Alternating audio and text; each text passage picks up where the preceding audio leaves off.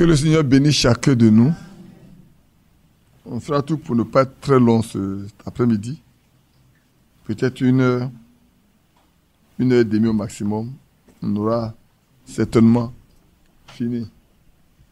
Je pense que dans certains états, on arrive quand même à faire 1 heure, 1h30. C'est pas tout moment qu'on fait 2 heures. Amen. Allons poursuivre encore un peu avec l'emprise des traditions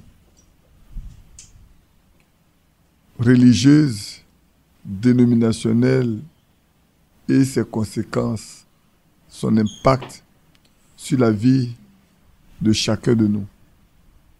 Parce qu'effectivement, c'est des éléments assez difficiles dont on peut se détacher si Dieu n'est pas avec soi. Nous avons vu le matin que la tradition annule complètement la parole. Le Seigneur leur a dit, vous annulez la parole au profit de vos traditions. Vous annulez complètement les commandements de Dieu. De sorte qu'il n'y a plus de vie dans les commandements. Il n'y a plus d'impact sur la vie des enfants de Dieu. Il n'y a plus de transformation, il n'y a plus de changement.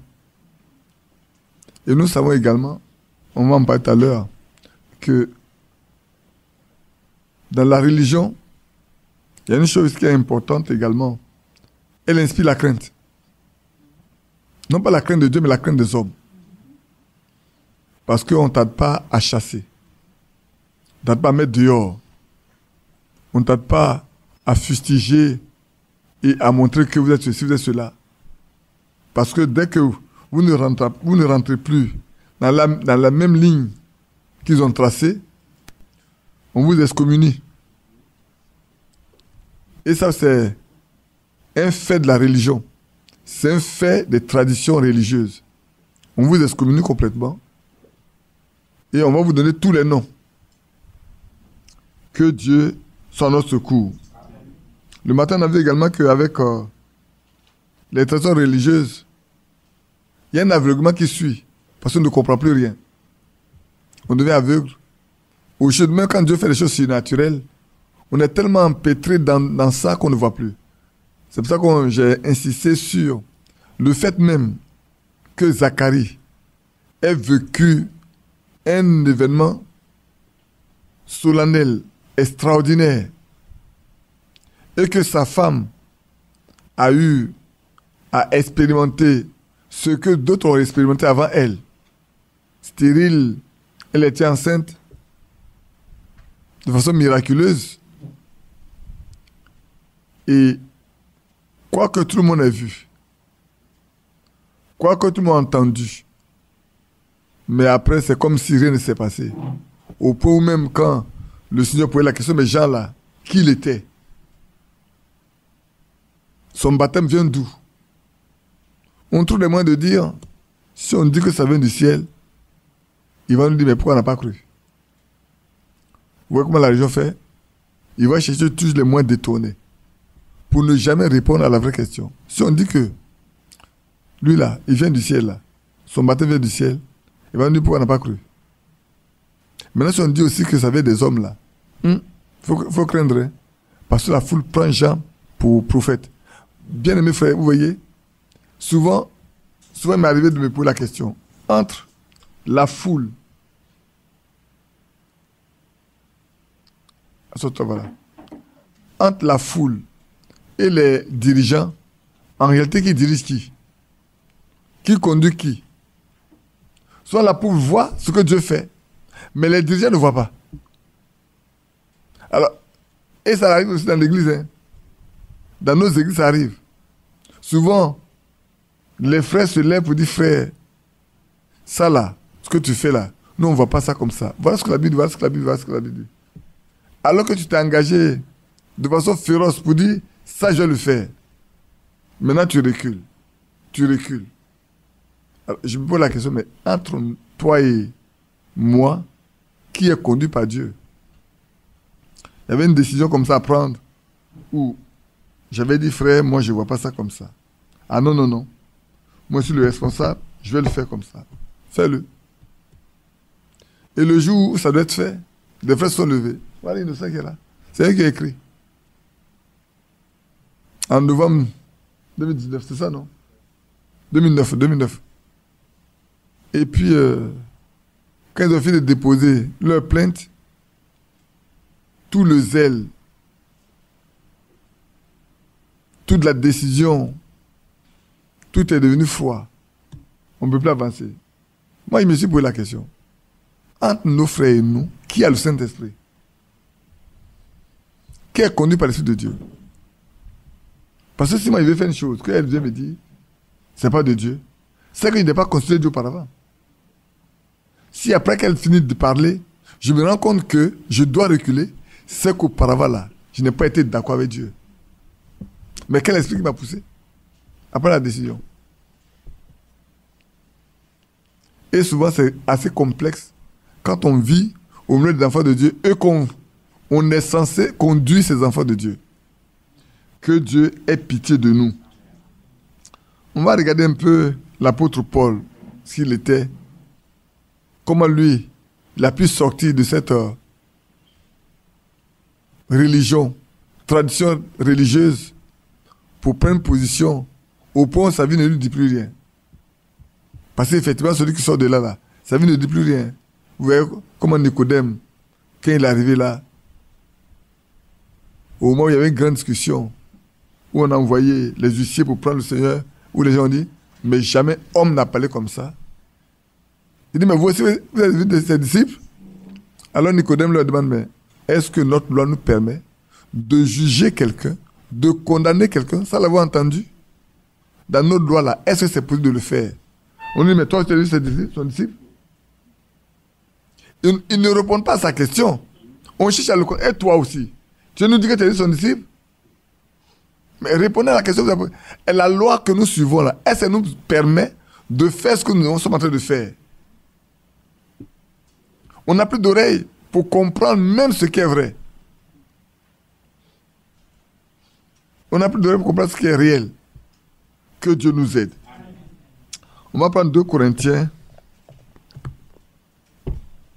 3, on va le verset 6 au verset 15, on va le Philippiens également. Et on va continuer de lire un peu, de voir comment, avec la religion, là, on peut facilement chercher à mettre à mort ceux qui ne sont pas avec nous. Et c'est comme ça que c'est passé au Moyen-Âge. Tous ceux qui n'étaient pas d'accord avec ce que l'Église catholique d'alors faisait étaient censés être des rebelles, des gens qu'on doit mettre à mort complètement, quel que soit le rang que tu as.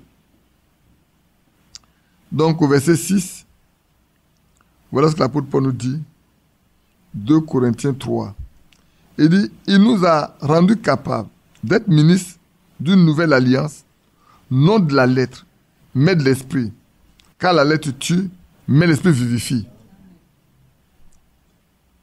Or, si le ministère de la mort, gravé avec des lettres sur des pierres, a été glorieux, au point que les fils d'Israël ne pouvaient fixer les regards sur le visage de Moïse à cause de la gloire de son visage, bien que cette gloire ait été passagère, combien le ministère de l'Esprit ne sera-t-il pas plus glorieux? Amen. Si le ministère de la condamnation a été glorieux, le ministère de la justice est de beaucoup supérieur en gloire. Et sur ce rapport, ce qui a été glorieux ne l'a point été à cause de cette gloire qui lui est supérieure. En effet, si ce qui était passager a été glorieux, ce qui est permanent est bien plus glorieux. Ayant donc cette espérance, nous usons d'une grande liberté. Et nous ne faisons pas comme Moïse, qui mettait un voile sur son visage pour que les fils d'Israël ne fixent pas leur regard, sur la fin de ce qui était passager. Mais ils sont devenus durs d'entendement. Car jusqu'à ce jour, le même voile demeure quand ils font la lecture de l'Ancien Testament. Et ils ne se lèvent pas parce que c'est en Christ qui disparaît. Jusqu'à ce jour, quand on lit Moïse, un voile est jeté sur le cœur. Mais lorsque les cœurs se convertissent au Seigneur, le voile est ôté. Vous voyez combien de fois on perd d'aveugles? La lecture de ce qui a été dans l'Ancien Testament, quand on le lit pour ceux qui étaient habitués aux traditions religieuses, ils ne comprennent rien. Aussi longtemps il ne vient pas à Christ, il ne peut pas être converti. Il ne peut pas comprendre. Et frère, aujourd'hui encore, c'est la même chose. Tous ceux qui marchent dans les lois religieuses, dans les traditions religieuses, lisez la Bible. Ils ne comprennent pas. Mais quand, dans la réalité, ils viennent à être convertis véritablement, les choses changent. Les choses changent complètement. Si l'apôtre Paul le dit, c'est parce qu'il a fait l'expérience lui-même. Aussi longtemps qu'il n'avait pas été encore converti, il était vraiment zélé. Il pouvait mettre des gens à mort. Il pouvait même aller réclamer les lettres pour aller à Damas. Parce que pour lui, c'est les autres qui s'égarent. Généralement, voilà comment ça se passe. Hein. On est toujours mieux que l'autre. Quand on est dans une religion et qu'on applique les traditions de la religion, ceux qui ne sont pas dedans sont aveugles. C'est comme ça qu'on les considère. C'est comme aujourd'hui, on vous considère comme des gens qui sont aveugles. Parce que vous ne marchez pas avec les autres. Mais le jour où Dieu les visitera, ils comprendront que vous avez été trop vite. Ceux qui ont compris avant. Ça, c'est évident. Mais il faut que ça arrive. Il faut que ça arrive pour que ceux qui sont nés de Dieu soient différents des autres. Ceux qui sont nés de Dieu n'accusent jamais. Je ne sais pas si je me fais bien comprendre. Dites-moi, quand l'apôtre Paul a cru, il a accusé encore les autres? Non. Il se contentait seulement de prêcher la parole de Dieu pour laquelle il a été appelé. Mais qui poursuivait qui? Ce n'est pas Paul qui poursuivait les autres, c'est lui qu'on poursuivait partout. Il passe dans telle ville, on va le poursuivre. Il passe dans telle ville, on va le poursuivre. Pourquoi? On pense qu'il est en train de contredire ce qu'eux, ils croient. Frère, que Dieu nous aide à avoir des cœurs ouverts pour laisser l'Esprit de Dieu pénétrer notre vie, afin que nous marchions uniquement avec l'Éternel. Le temps est venu le matin, comme je disais, frère, c'est le temps où chacun de nous doit avoir la pleine assurance. La pleine assurance qu'il ne suit pas un homme, il ne suit pas un groupe de personnes, ils ne font pas une association. Il est attaché à Christ et à Christ seul. C'est pour ça que ceux qui étaient les types de gens, quand ils ont appris que Jésus était l'agneau qui ôte le péché du monde, ils l'ont suivi. Ils ont quitté Jean. On pourrait dire, mais ceux-là ne sont même pas gentils du tout. Comment ils peuvent quitter leur maître comme ça? Mais ils cherchent meilleur. Ils cherchent la vie éternelle. Il est venu, c'est vrai, mais celui qui donne la vie éternelle, c'est celui-là. Mais on ne va pas rester là. La preuve en est que même les 12 disciples d'Apollos, quand Paul les rencontré, qu'il leur a posé la question, avez-vous le Saint-Esprit de que vous avez cru? Il savait bien qu'il connaissait bien les Écritures. Il pouvait bien défendre les Écritures. Mais quand il arrive au point où est-ce que vous avez reçu le Saint-Esprit de que vous avez cru, la question a été posée. Ils ont dit, on n'a même pas entendu parler de ça. Dans la religion, on ne lit pas les passages qui sont assez difficiles à expliquer là. On ne le lit pas. Des choses qui peuvent mettre en brèche complètement ce que nous croyons là. On ne lit pas. On ne lit pas. Lisez les Actes 2, 38. Ça c'est un problème aujourd'hui pour le baptême. Comme je vous ai dit une fois, un jeune assemblée de Dieu qui voulait venir parler avec Yapi et moi. Et puis ses frères l'ont dit, ceux-là, il ne faut pas les discuter avec eux. Il dit, mais comment? Nous, on a le Saint-Esprit, on est dans la vérité, et ils sont dans l'erreur. Et puis nous, on ne peut pas leur parler. Ça pose un problème. Il faut qu'on aille les aider à venir dans la vérité. Il faut qu'ils aillent nous aider à venir dans la vérité. On dit, il ne faut pas aller. Ceux-là, on ne discute pas avec eux. Il dit, ah mais non. Ou bien, ils sont dans l'erreur, nous on est dans la vérité, ou bien c'est eux qui sont dans la vérité. Si vous dites qu'ils ne sont pas dans la vérité, moi je vais aller parler avec eux. Et il est venu il a posé le problème, on a parlé pendant 3 heures de temps, en prenant seulement les versets bibliques. On lui donne ça, il lit, on lui donne ce passage, il lit, on lui donne ce passage, il lit, et puis à la fin, il a dit, c'est vous qui êtes dans la vérité. Mais vous pensez qu'il va venir? Il ne pourra pas venir. Sa femme occupait un poste dans l'église où ils étaient. Et ils devaient se marier. Il y a un choix à faire. Ou il accepte qu'on le marie, ou il accepte de quitter, et qu'on retarde son mariage.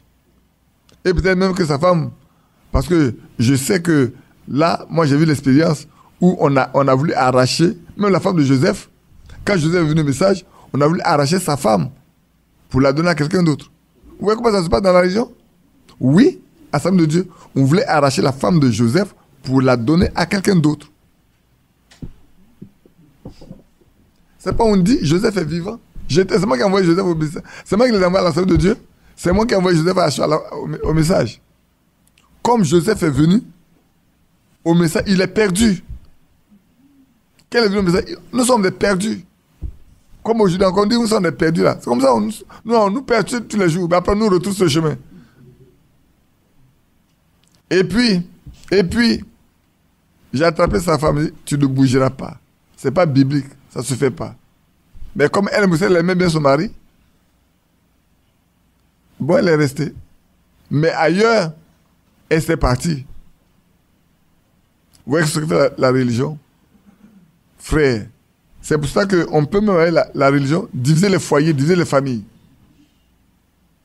Maintenant, on va poursuivre un peu. Lisons Philippiens chapitre 3. Pour voir encore le même Paul. Philippiens 3. Et puis on va rentrer dans des choses un peu plus directes pour nous aider à avancer. Je lis le verset 3. L'apôtre Paul dit, Philippiens 3, 3, jusqu'à verset 9. Car les circoncis, c'est nous qui rendons à Dieu notre culte par l'Esprit de Dieu. Amen. Retenez bien ça. Hein? Les vrais circoncis, ce sont ceux qui rendent à Dieu un culte par l'Esprit de Dieu. Puisque dans Jean 4, qu'est-ce qu'il est écrit? Les adorateurs dont le Père a besoin, ce sont ceux qui l'adorent en esprit et en vérité. Ce n'est pas ceux qui l'adorent avec les lettres, avec les traditions, pour annuler la parole de Dieu, pour rendre sans effet la parole de Dieu. La tradition rend la parole de Dieu sans effet. La tradition aveugle les gens. Ils ne voient pas plus loin. Ils ne se rendent même pas qu'ils sont en train de se perdre. C'est pour ça que Jésus a dit, qu'un aveugle conduit un aveugle, les deux tombent dans un fossé. Mais toi, tu es aveugle. Et puis tu conduis des gens qui sont aveugles. Qui va aider qui? Personne. Et on poursuit. Qui nous glorifions en Jésus-Christ et qui ne mettons point notre confiance en la chair. Dans la religion, on met la confiance dans la chair. Hein. C'est faux. Ceux qui pratiquent la religion, ceux qui sont abonnés aux traditions dans la religion, quelqu'un me dit, mais tu parles des traditions de la religion, les traditions de la religion, mais pourquoi tu ne parles pas de nos traditions à nous? Les traditions de chez nous, là, on sait que ça peut amener nulle part quelqu'un. Ça, on le sait. Les autres, on pense que c'est spirituel. Aussi longtemps qu'on n'est pas bien instruit, on pense que c'est correct. C'est quand on ramène ça aux Écritures qu'on se rend compte que ce n'est pas correct. Or, les traditions de nos parents, on sait ce que c'est. Si je prenais ma soeur qui est assise à côté de moi, chez elle, on danse le masque. Et c'est que le masque là n'a rien à voir avec la Bible. Quand vous nous prenez nous autres, on dit mais il faut le faire génération. Ça n'a rien à voir avec la Bible. Ça ne se discute pas. C'est faux. Et mon petit qui est là-bas, un Agni qui est assis là-bas, là, mon cher, quand il parle de la tradition Agni, ça n'a rien à voir avec la Bible. C'est tellement simple à défendre. Mais prenez quelqu'un qui est ancré dans la doctrine, qui va à l'église, qui est un homme instruit. La fois dernière, j'étais avec Carlos, je prenais la liste des études que les gens faisaient. On a vu les gens qui font les masters en éducation. En fait, les masters en éducation, c'est les gens qui font la théologie, qui font tout ce qui passent le doctorat en pastoral également et tout, pour être des serviteurs de Dieu. Comme si on peut apprendre Dieu dans une école. Oui. Il y a des gens qui ont un master en pastoral. Il y a un pasteur en éducation, il y a un pasteur en choses. C'est pour ça que il y a un qui a dit à Frère Branham, j'ai tous les diplômes pour placarder tout ton mur. Mais je n'ai pas le Saint-Esprit. Parce qu'un petit Indien musulman lui a dit, autant vous faites de la psychologie chez vous, autant nous, chez nous les musulmans, nous faisons aussi de la psychologie. Vous voyez, non? Donc la religion fait la psychologie. Le petit musulman dit, vous faites de la psychologie, nous on fait de la psychologie. Vous n'apportez rien de juste. Frère, alors que la vérité contient des promesses. Amen. Tandis que les traditions ne comportent aucune promesse biblique. Ça ne comporte aucune promesse biblique. Les traditions des pères, là, des anciens, ne comportent aucune promesse biblique. Mais la vérité de la parole apporte des promesses pour nos âmes, pour notre futur. Et quand le monsieur l'a dit, mais il a déposé son élève, c'est son étudiant, il a déposé à l'aéroport, il a foncé devant chez Frère Branham. Pour lui dire, il est venu le voir ce matin, parce que là, il est déboussolé. Un jeune musulman vient de lui dire que chez eux, il faut la psychologie. Mais c'est ce qu'on fait. Dans la religion, on fait la psychologie. On apprend tout, on apprend la psychologie, on fait tout. Ce matin, quand quelqu'un prédit, mais on n'a pas besoin de développement personnel pour être un croyant. Bien au contraire. Ceux qui écrivent ces livres-là, moi j'en ai plein. Je n'ai pas à cacher, j'en ai plein. Parce que quand on va rencontrer certaines autres personnes, ils ont des pratiques. Il faut connaître leurs pratiques là pour que tu leur dises, monsieur, c'est pas ça qu'on fait. Ce langage, on connaît, il faut laisser ça. Voilà le langage qu'il faut adopter. Mais ça sert à quoi? Rien du tout. On prend un verset biblique pour développer, pour devenir tout un principe. Il prend un verset, tout un principe. Quand tu ne sais pas, tu penses que c'est les gens qui parlent des choses de Dieu. C'est faux. C'est faux. On n'a pas besoin de ça pour plaire à Dieu. On a besoin du Saint-Esprit pour marcher avec Dieu. Je disais à quelqu'un, quand je parlais avec lui, je dis, mais tu sais, nous, on a été l'un des premiers à faire du marketing.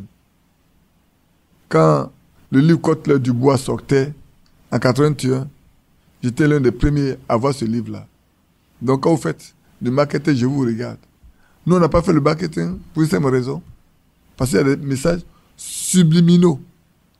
C'est des messages qui sont, je vais dire un peu diaboliques, psychologiques, que les gens font passer.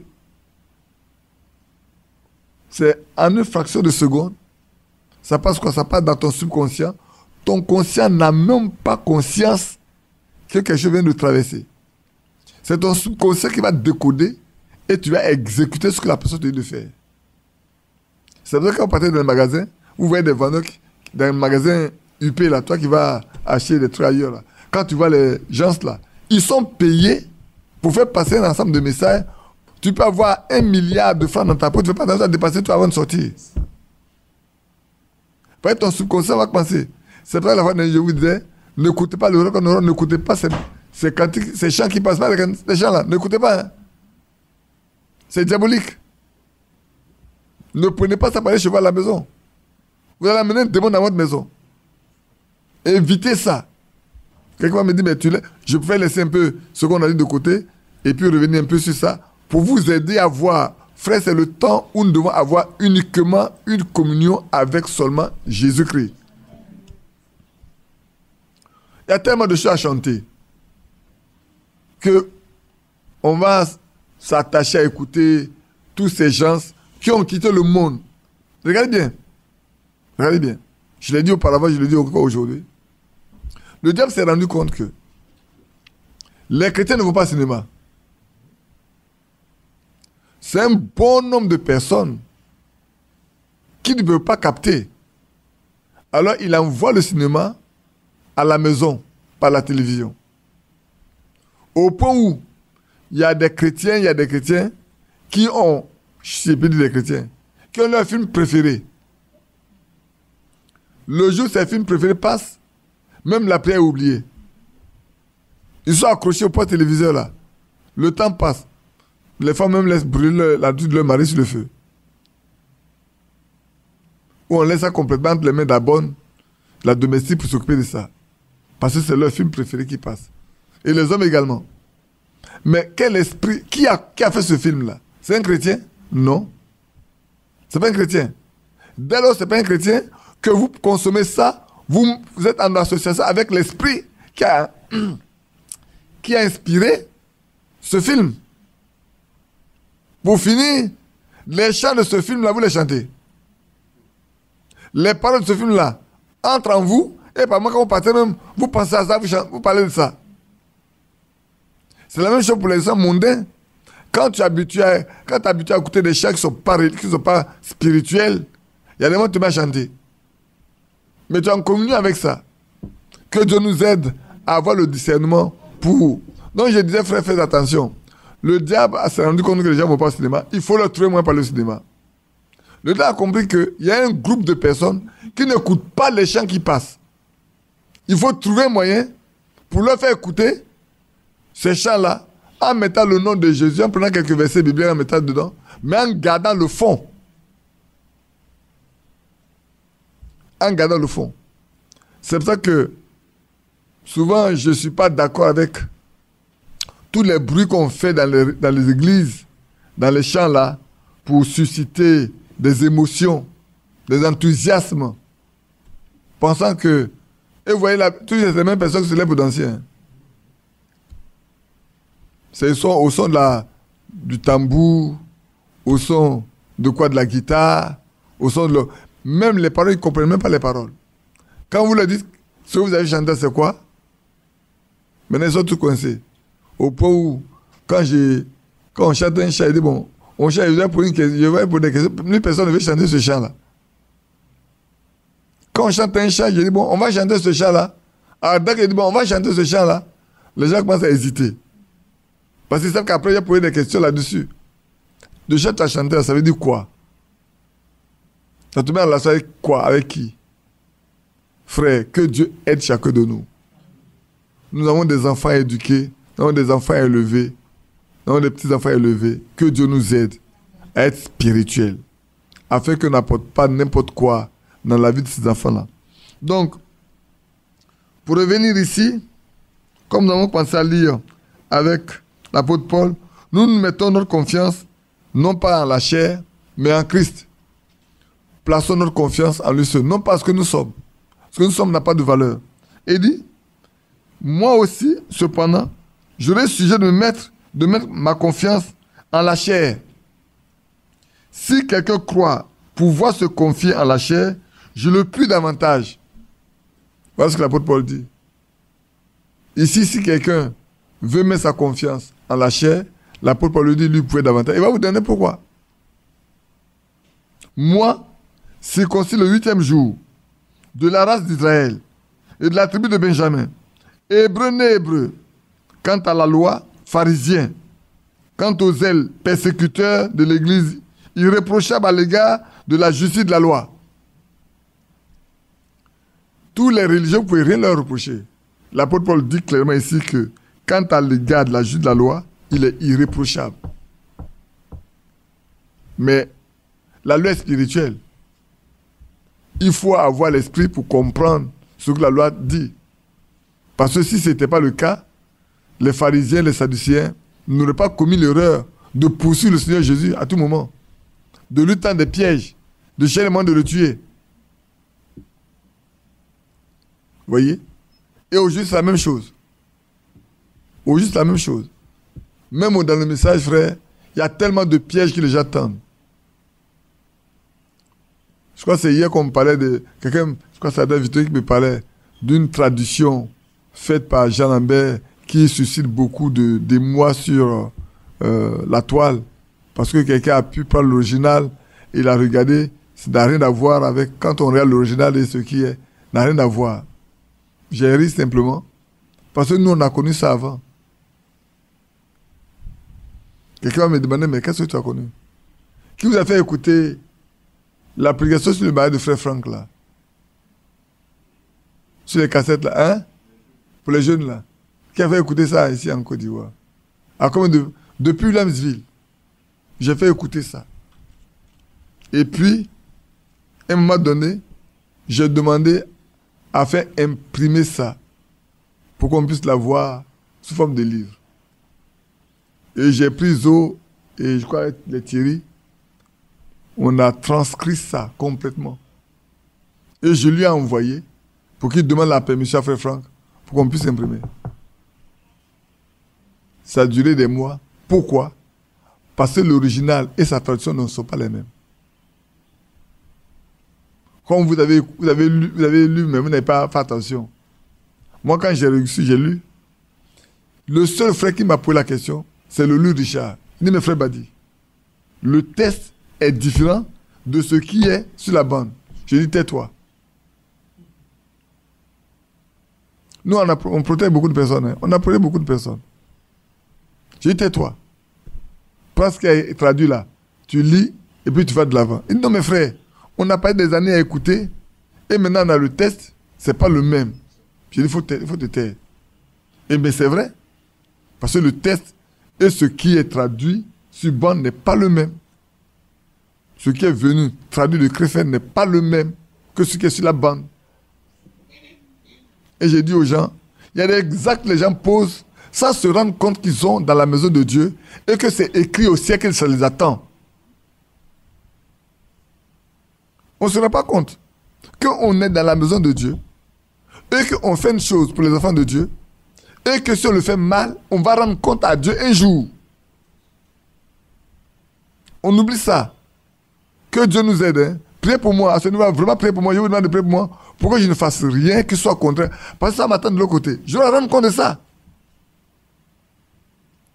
Pourquoi je vais faire quelque chose de faux au milieu des enfants de Dieu quand ce qui est original l'est, mais presque original n'a rien ajouté. Ce qui est original est là, prends l'original et puis va avec. Tu n'as rien à ajouter. Mais on veut ajouter quelque chose. Parce qu'on est devenu prédicateur. Bon, on n'a pas dit que comme tu es devenu prédicateur, il faut ajouter pour toi. Ce qui a prêché, ce n'est pas toi qui as prêché. Traduis ce qui a été prêché. Un point, c'est tout. Que Dieu nous aide.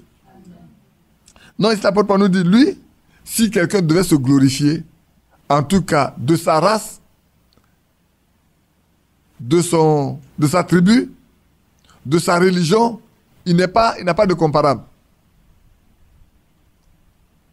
Mais maintenant qu'il a cru, quand vous lisez la suite, il dit, mais ces choses, verset 7, qui étaient pour moi des gains, je les ai regardées comme une perte à cause de Christ.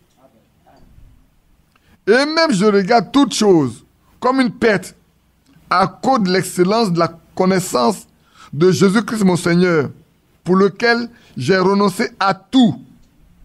Je les regarde comme de la boue afin de gagner Christ. Amen. Combien de croyants aujourd'hui peuvent vous dire que je regarde tout ce que j'avais comme de la boue parce que j'ai rencontré Christ? Bien-aimés frères et sœurs, c'est important aujourd'hui de nous arrêter pour regarder qu'est-ce qu'on a abandonné. Les autres ont tout abandonné. Pierre a tout abandonné. Paul a tout abandonné. Jacques a tout abandonné. Matthieu. Ils ont dit, mais et nous qui avons tout abandonné pour te suivre. Il dit, il n'y a personne qui a tout abandonné. Qui a abandonné son père, sa mère, son champ, sa femme, sa maison. Qui ne reçoit la vie éternelle. Avec quoi? La tribulation. Il doit la vie éternelle. Mais il ne faut pas qu'il s'attende à être libre. Il y a la tribulation qui va l'accompagner. Il y a des épreuves qui vont l'accompagner. Pourquoi? Parce que les épreuves affermissent les cœurs. Sans épreuve, tout le monde serait chrétien. Sans épreuve, hein? Tout le monde serait chrétien. Tout à l'heure, j'ai dit à ma soeur, va demander pardon. J'ai dit, va demander pardon. Ma fille qui a dit, papa, j'ai dit oui, elle n'a qu'à demander pardon. La vie chrétienne est difficile, hein? Mais elle est douce quand on sait la vivre. C'est un chemin difficile. Un chemin pour lequel tu es obligé souvent là de n'être rien. Quand vous chantez les cantiques, là, je ne sais pas si vous vous souvenez. Hein? Vous êtes obligé au moment d'accepter de n'être rien. Quoique vous avez tous vos droits. Ah, regardez maintenant, voilà. C'est vous qui avez tous les droits. Mais pour la vie éternelle, vous êtes obligé n'être rien. N'être rien. Si vous n'avez jamais accepté d'être quelqu'un qui n'est rien du tout, si vous n'avez jamais accepté ça, là, vous n'avez pas encore fait l'expérience de la vie éternelle. Vous êtes encore dans la religion. Vous êtes attaché aux traditions religieuses, où on réclame beaucoup de droits. Ici, on n'a pas de droits. Celui qui a le droit, c'est Christ. Que Dieu nous bénisse. On peut poursuivre un peu. Allons lire dans Jean. Ici, dans Jean, on va lire un peu. Vous allez voir comment est-ce que, avec la religion, on tue tout le monde. Je fais un effort pour... Il est bientôt 16 heures. On va aller très vite. Allons voir dans Jean, chapitre 7.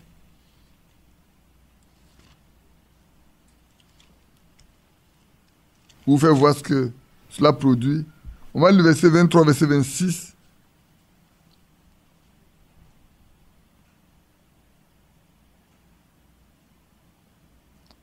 Il dit, si un homme reçoit la circoncision le jour du sabbat, afin que la loi de Moïse ne soit pas violée, pourquoi vous irritiez, vous, contre moi, de ce que j'ai guéri un homme tout entier le jour du sabbat? On doit circoncire un enfant, un homme le jour du sabbat. Mais ici, pour avoir guéri un homme tout entier, on s'irrite. Oui, non? Est-ce que la colère d'un homme a accompli la justice de Dieu? Mais dans la religion, c'est permis. Dès que, frère, on se rend compte que vous transgressez les traditions de la religion, on s'oppose à vous, on s'irrite contre vous, on peut même vous insulter. Vous allez voir tout de suite. On va lui dire, pourquoi vous voyez? Et si vous adoptez cette attitude-là, vous êtes purement religieux. Dès qu'on vous confond et que vous êtes fâché, vous vous irritez, frère, sœur, arrêtez-vous. Que Dieu te bénisse. Si tu t'es mis en colère, il te dit, va à la maison, il ne faut pas venir à la réunion de ce soir. Tu allais rester à la maison jusqu'à ce que ton cœur s'apaise, que tu voies.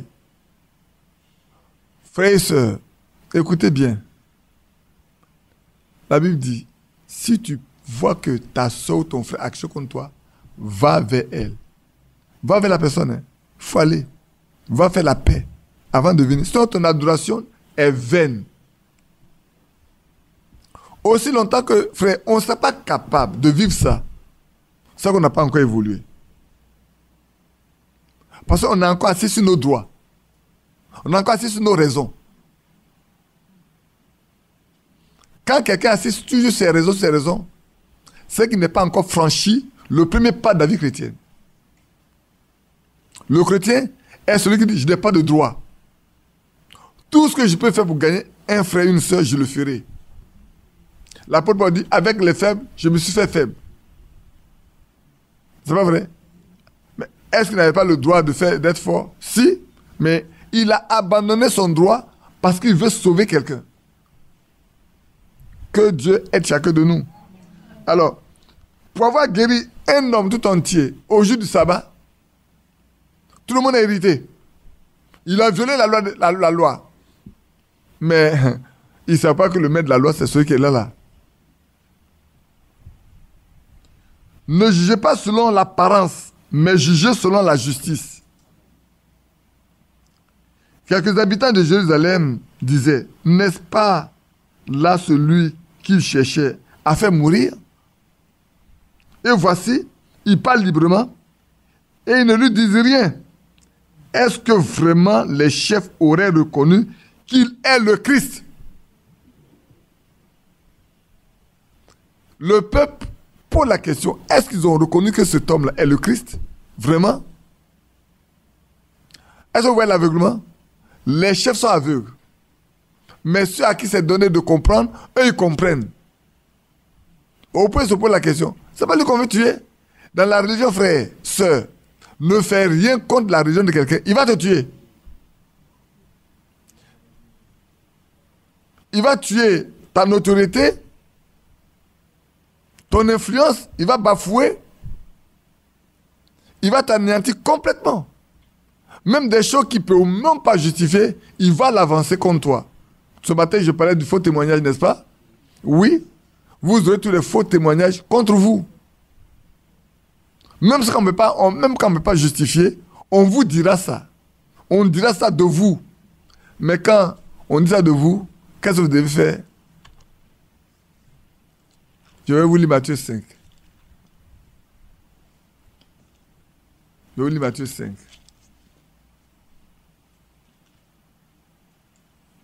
Je lis Matthieu 5. Je lis du verset 10 au verset 12.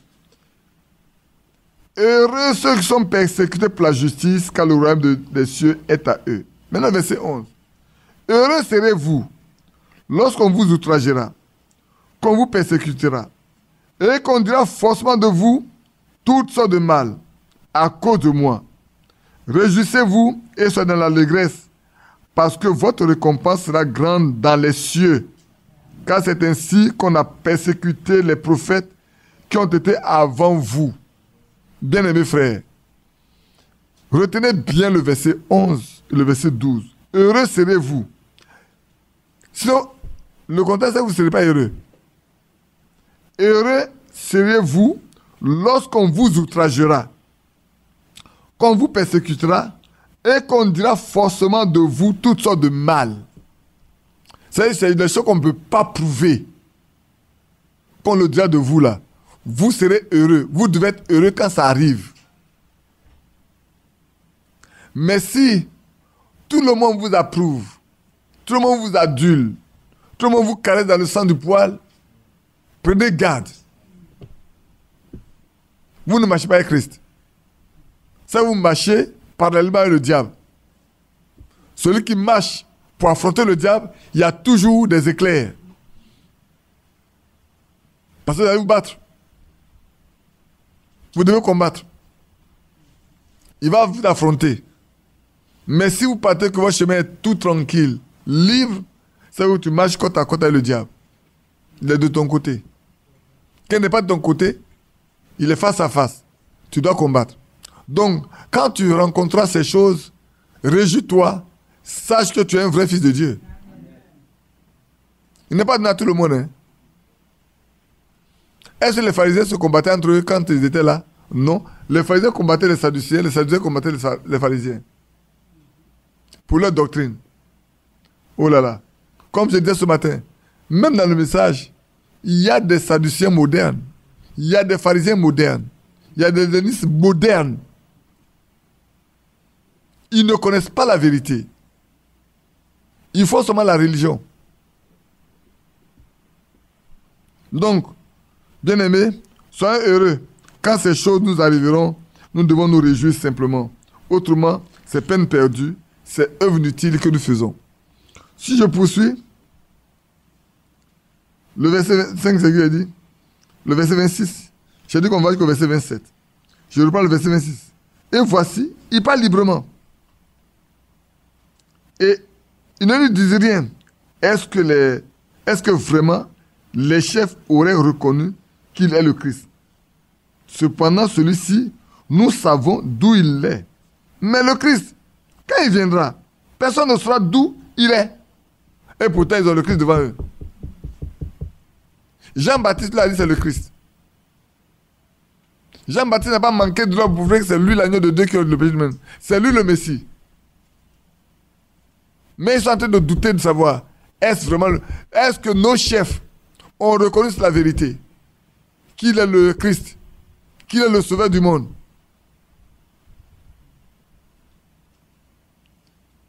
Frère, on veut le faire mourir. Et ça, c'est l'un des signes. Regardez pendant tous les Moyen-Âge, combien de fois on n'a pas tué des gens qui sont croyants, qui ne veulent pas faire comme l'Église catholique en ce temps faisait. Et puis, vous savez comment ça se passe? C'est les autres qui donnent toujours un nom. Ceux qu'on persécute là, ils ne donnent jamais de nom. Hein. C'est les autres qui leur donnent toujours des noms.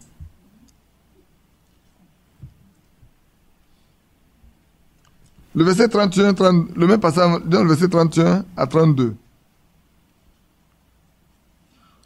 Plusieurs parmi la foule crurent en lui. Et il disait, le Christ, quand il viendra, fera-t-il plus de miracles qu'en a fait celui-ci? Les pharisiens entendirent la foule murmurant de lui ces choses. Alors les principaux sacrificateurs et les pharisiens envoyaient les huissiers pour le faire saisir.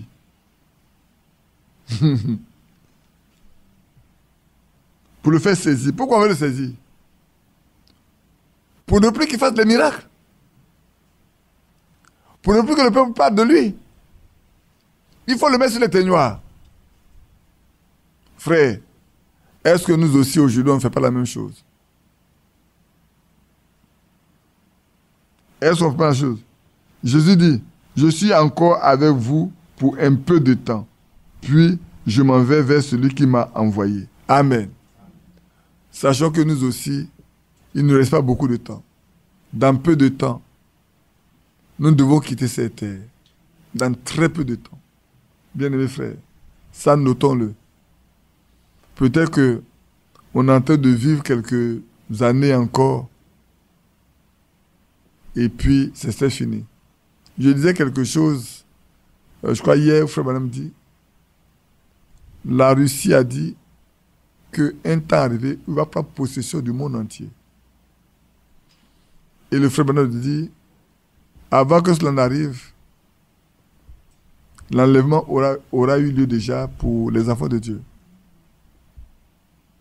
Avant que cela n'arrive, l'enlèvement aurait déjà lieu, sera déjà exécuté. Dieu aura déjà amené ses enfants auprès de lui.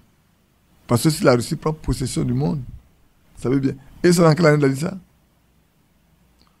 Le 18 janvier 65. C'est dans une prédication du 18 janvier 65 que Frère Branham m'a dit ça. C'est pas en 1950, hein. C'est pas en 1960. Il est mort en décembre 65. C'est le 18 janvier 1965 que Frère Branham disait ça. Pour vous, qu'on comprenne, quand je vous dis ça là, qu'est-ce que ça vous dit? Regardez comment la Russie est en train de se comporter maintenant. Il peut menacer n'importe quel État de la Terre. Il peut menacer l'Amérique. Il peut menacer n'importe quel président de n'importe quel pays. Comme maintenant il n'arrive pas, l'Amérique prend des lois pour sanctionner tous les États qui vont s'allier à la Russie. Mais la Russie sait ce qu'il fait. La Russie est un instrument entre les mains de l'Éternel. Vous les croyants, sachez-le. Vous êtes d'accord ou pas, la Russie est un instrument de la maison de Dieu pour juger le monde. Pourquoi c'est le seul État aujourd'hui qui est contre l'homosexualité? Pourquoi? Au point où un religieux catholique dit, vous voyez, la Russie n'est pas catholique, l'Amérique n'est pas catholique, l'Amérique était protestant. Mais aujourd'hui, la Russie est le seul pays qui ferme une barrière contre la dépravation mondiale. C'est un orthodoxe catholique. Un orthodoxe qui dit ça. Un chef orthodoxe qui disait ça. Pour nous dire, le temps est très avancé. Je ne saurais vous dire quand cela va avoir lieu. Mais le temps est arrivé où chacun de nous. C'est pas frère. J'insiste pour nous dire, c'est le temps où, si on ne doit pas dormir là, c'est maintenant. Si on ne doit pas dormir, c'est maintenant. Si on doit être préoccupé par l'enlèvement, par le fait qu'on doit être prêt là, c'est maintenant. Je ne vous dis pas de ne pas chercher de l'argent, de ne pas travailler. Non, non, non. Dans la Genèse, il est écrit, nous tirons notre pain à la sueur de notre visage. Donc, nous sommes obligés de travailler. Et mes frères, vous pouvez dire, la chose qui importe, c'est que vous soyez prêts. Dans tout ce que vous ferez là, soyez prêts. Vous êtes un planteur, plantez vos champs, mais soyez prêts. Vous êtes un bureaucrate, exercez votre travail dans votre bureau, mais soyez prêts. Vous êtes une femme qui va au marché, vendez au marché, mais soyez prête. Vous êtes un étudiant, Continuez vos études, mais soyez prêts. Parce que là où le temps vous trouvera, là on vous prendra. Mais si la raison n'est pas prête, vous n'irez pas. Même si vous connaissez ça par cœur, la date, vous ne la connaissez pas. Le jour, vous ne connaissez pas. Même si vous voyez les événements s'accomplir, que vous voyez, mais dans la mesure où vous n'y êtes pas, ça serait un départ soudain et secret. Ce n'est pas une chose qui va être annoncée. Demain, après-demain, dans le mois, dans 2 mois, l'enlèvement va avoir lieu. Non. C'est un départ soudain et secret. Ce qui est soudain et secret là, on ne peut pas le planifier. On ne peut pas le programmer. Le programmateur est Dieu lui-même. Il sait quand il va le faire. La seule chose, aujourd'hui, il nous parle pour que nous soyons en ordre avec lui. Nous sommes en communion parfaite avec lui. Et que nous marchions de progrès en progrès. Et que notre progrès soit évident. De sorte qu'un jour, frère, certainement qu'il va y avoir un jour où la différence va se faire entre vous qui servez Dieu et ceux qui ne servent pas Dieu. Vous allez vous rendre compte, hein? Aujourd'hui, frère, on est tous mélangés comme ça. C'est vrai. Je disais que j'ai un rendez-vous avec mes frères d'Ingracon. Je vais les voir. Parce que je vais les voir pour leur dire une chose. Comme ça me venait à cœur, il faut que je leur dise. Quand je leur dirai ce que j'ai dit, alors je vous dirai ça. Alors je poursuis. On va continuer un peu encore. Prenons Actes chapitre 9. Donc vous voyez ici, comme je disais tout à l'heure, dans la religion c'est facile de tuer. Tuer n'est pas difficile. On fait mourir même en croyant servir Dieu. En te faisant mourir, regardez nos amis musulmans. On peut te tuer tout de suite pour défendre la foi, leur foi, tout en croyant faire une œuvre de Dieu. Quand le Seigneur passait où les gens ont refusé de leur donner de l'eau, je crois que c'est dans Jean, où les disciples disent, mais donne l'ordre, on va commander le feu, il va descendre sur les livres, vous ne savez même pas ce que vous cherchez. Je ne suis pas venu pour tuer, je suis venu pour sauver. Et nous également, notre marche, notre vie, notre attitude, notre comportement doit être mené de manière à sauver ceux qui veulent être sauvés. Pas ceux qui amènent les gens à être égarés. Pas ceux qui amènent les gens à avoir de la méchanceté dans leur cœur. À développer la haine dans leur cœur. Pas vous, qu'aucun homme ne soit méchant. Pas vous, qu'aucun homme, aucune femme ne développe la haine dans son cœur, envers qui que ce soit. Pas vous, que cela n'ait jamais lieu. Parce que sur le fait, vous êtes en amitié avec Caïn. Et vous êtes en amitié avec Caïn, vous êtes en amitié avec le malin. Le vrai croyant n'a rien à voir. Frère, les vrais enfants de Dieu sont nés de l'Esprit de Dieu et sont conduits par le Saint-Esprit. Amen. Les vrais enfants de Dieu, je le répète, ils sont nés de l'Esprit de Dieu et ils sont conduits par l'Esprit de Dieu. Ce n'est pas quelqu'un qui fait ce travail. C'est Dieu lui-même qui fait ce travail-là. Parlez un peu, on va aller un peu rapidement. On a encore beaucoup d'écritures à voir. Je ne vais pas faire 3 cultes sur ça, sur celui-là. Alors rapidement, on va voir. S'il faut sauter quelques éléments, on va les sauter. Dans Acte 9, j'ai lu le verset 1. Vous allez voir comment on peut prendre plaisir à tuer. Quand Paul n'avait pas encore rencontré le Seigneur, voilà ce qu'il pouvait aimer.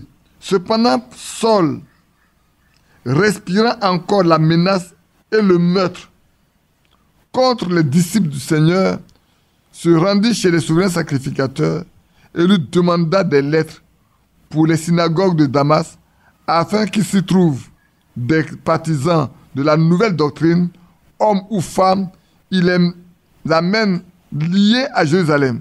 Mais si on les amène liés à Jérusalem, ça fait quoi? C'est pour les châtier, et même c'est pour les mettre à mort. Parce que les gens étaient très contents quand Étienne est mort. Au point où quand Paul est arrivé là pour demander encore des lettres pour aller à Damas, ça a été vite rédigé, donné. Par qui?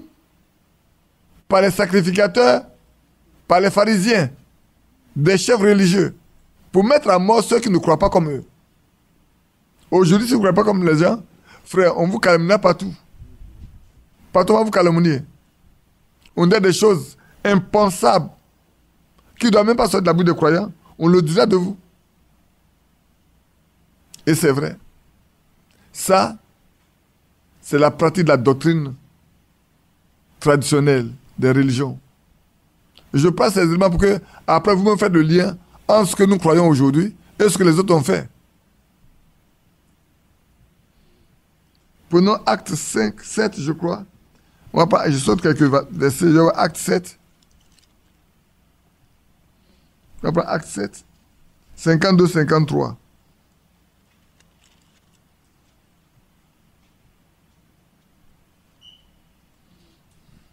Avant sa mort, Étienne, s'adressant à la foule, dit, « Lequel des prophètes vos pères n'ont-ils pas persécuté?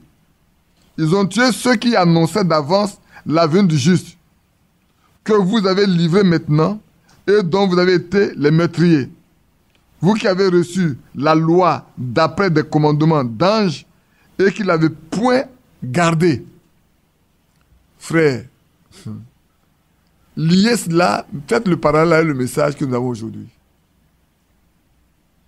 Faites le parallèle avec le message qu'on a aujourd'hui. Combien sont ceux qui gardent ce message que Dieu a donné à cette fin des temps? Combien sont ceux qui veulent pratiquer ce message-là? Frère, si dans nos églises, on ne peut pas pratiquer ces choses, c'est parce qu'on a affaire à des religieux modernes qui sont venus tels qu'ils sont, ont été dans leur religion avant. Il était méthodiste, il va venir vivre le méthodisme.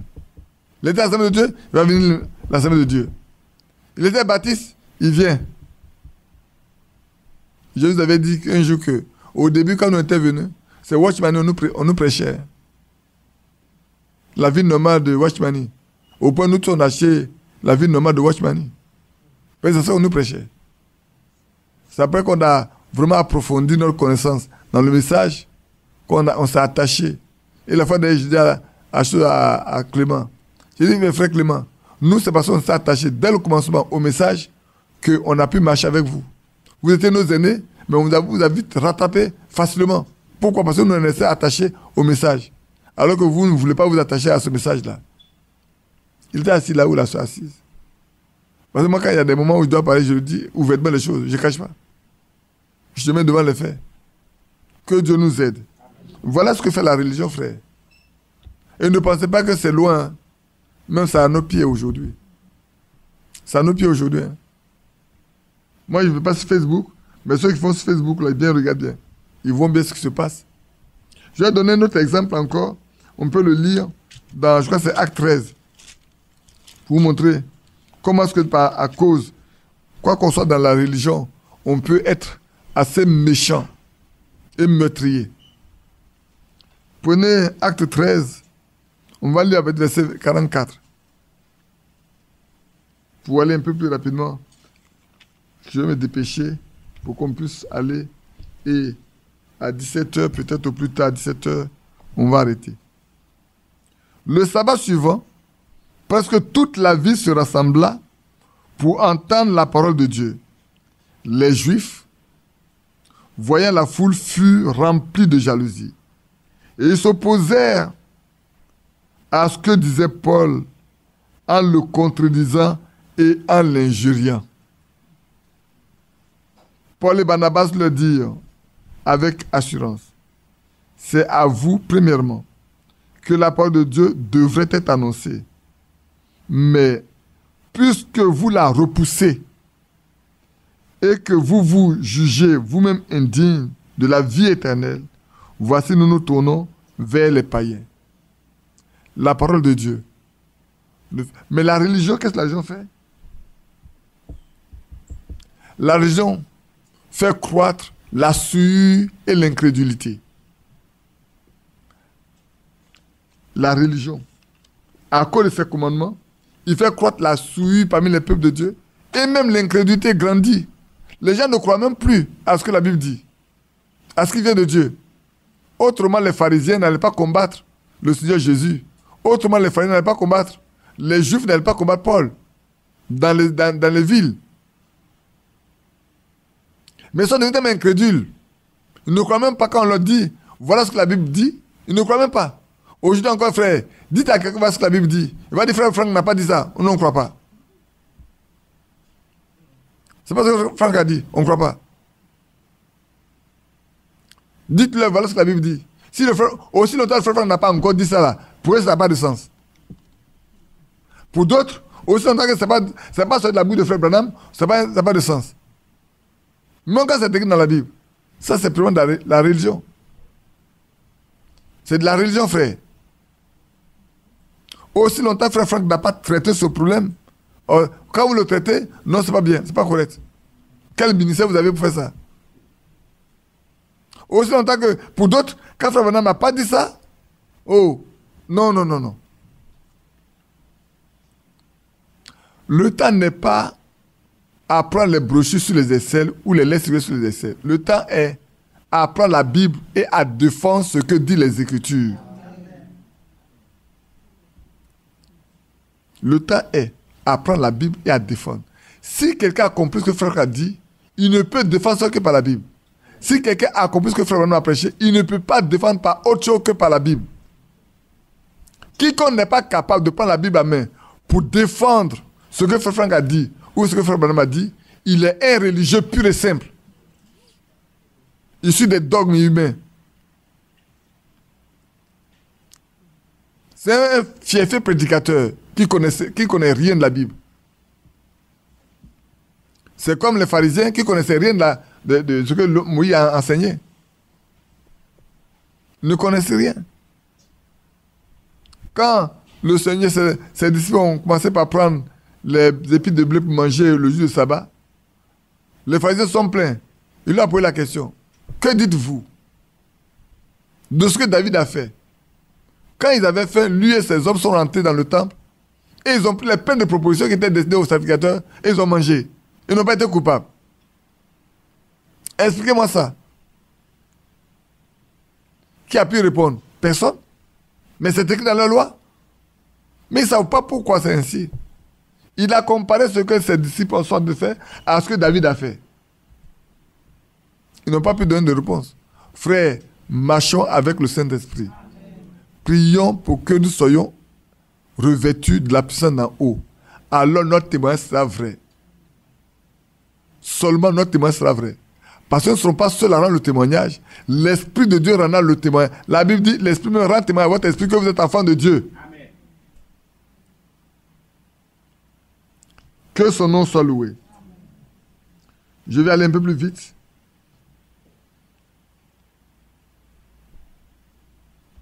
Je crois avoir lu ces deux éléments-là, je crois. On a lu Jean 9, auparavant déjà.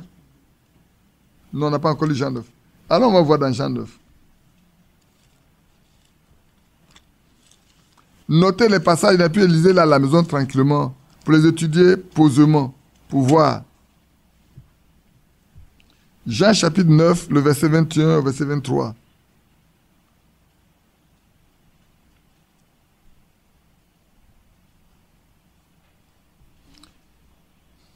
Je vais la partie du verset 19. Vous savez bien qu'il s'agit de l'aveugle-né. Je vous ai dit, la religion ne tarde pas à faire peur au peuple parce que si vous ne faites pas attention, moi vous excommuniez. Aujourd'hui encore, c'est la même chose. Si vous ne croyez pas la même chose, dans le message là, on est prêt à vous excommunier carrément. À vous traiter de tous les noms. Les Juifs ne crurent point qu'il avait été aveugle. Il le verset 18. Et qu'il avait pu voir jusqu'à ce qu'il ait fait venir ses parents. Et il interrogeait disant, est-ce là votre fils que vous dites être né aveugle?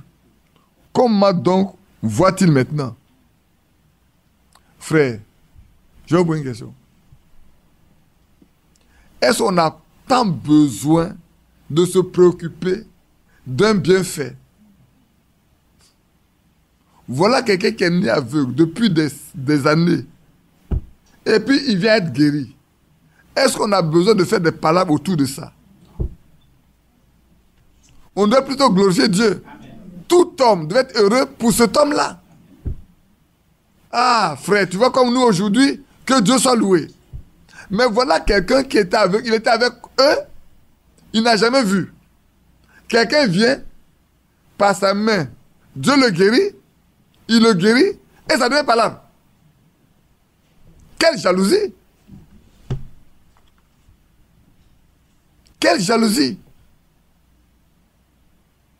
Ses parents répondirent, nous savons que c'est notre fils.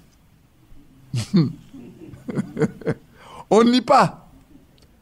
Si c'est la paternité, ça c'est nous.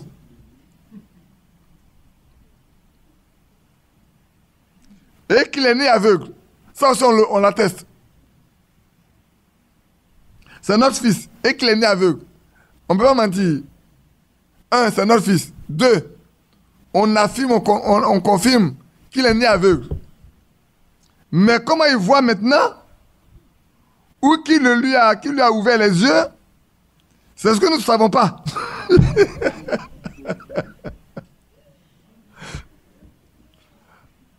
La peur fait mentir. Votre fils n'a pas dit qu'il a guéri.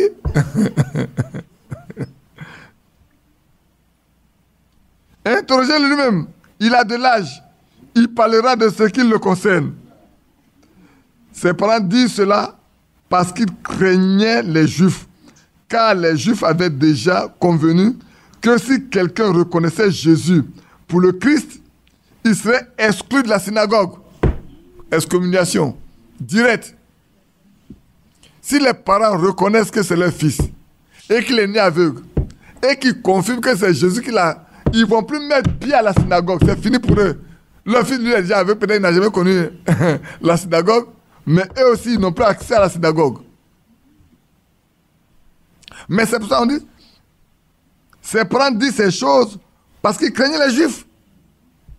Et il ne veut pas être excommunié. Aujourd'hui, frère, il y a des gens qui voulaient bien marcher avec vous, mais ils ne peuvent pas, de peur qu'on leur donne le même nom qu'on vous donne.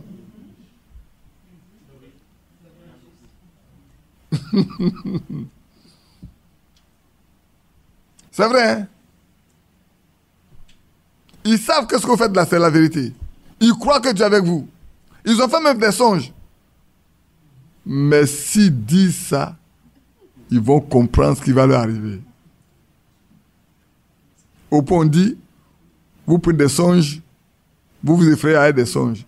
Qui s'effraie des songes? Le songe que la sœur, comme ça, Abou a vu. Est-ce que je vous ai raconté ça? C'est un problème. Mais là, je vais vous le raconter. C'est le frère Verdier de Ndouci qui m'a appelé pour dire, ah, il y a une soeur qui a fait un son sur toi. Je ne sais pas pourquoi, c'est sur moi qu'on fait des sons. C'est compliqué, hein? Moi, je suis chez moi, je dors tranquille, je prie, je dors tranquille. Moi, je ne fais pas de son, mais c'est eux qui font des sons seulement. Alors, il a raconté ça au frère Verdier. Le frère Verdier m'a envoyé des messages, me dit, voilà le son. J'ai dit, frère Verdier, il ne faut pas me raconter de son. Donne-moi le téléphone de la sœur, moi, je vais l'appeler. Parce que si tu en parles là, il y a des points que tu vas oublier. Pourquoi elle me dit de quoi elle est question? Tu sais, c'est moi. Est-ce que ça me bien ou ça me mal? Parce que moi, tout ce qu'on me dit, je prends tout au sérieux. Alors, j'appelle la sœur Abou. Sœur, le frère Verdier a dit que tu as fait un son sur moi. Elle dit oui. Que j'ai fait un son sur toi. Voilà le songe. Je vous le dis ici. Hein. On n'est pas assis sur les songes. Mais ce n'est pas moi que Dieu a parlé, c'est à elle. Peut-être c'est pour que Dieu lui parle. Pour ses préoccupations. C'est ça que Dieu lui parle. Ce n'est pas pour moi. Alors, le son qui fait... Et le frère venait là, qui dit, ah, ton son là, ça fait beaucoup de 10 fois maintenant. Hein. Il dit, ah bon? Mais il dit, il faut laisser... Les gens ne veulent pas croire au surnaturel. Ils font des choses naturelles. Quand même Dieu fait des choses surnaturelles, ils n'en veulent pas. C'est le frère Verdier. Hein. Il a Ndouci. Vous pouvez l'appeler pour lui demander. Vous me connaissez, hein? Moi, il dit tout le nom des gens. Ah, moi, tu me parles, je dis ton nom. Hein. La soeur Abou, elle a fait de son son. Je vais vous dire. Si vous voulez son téléphone, je vais vous le donner. Je vais l'appeler. Alors, elle me dit, heureusement qu'elle se trouvait avec son mari dans une nouvelle maison, une grande maison, belle maison. Et alors qu'ils étaient assis dans leur salon avec son mari, Isaac, matin, quelques personnes étaient dans leur cour, s'entretenant.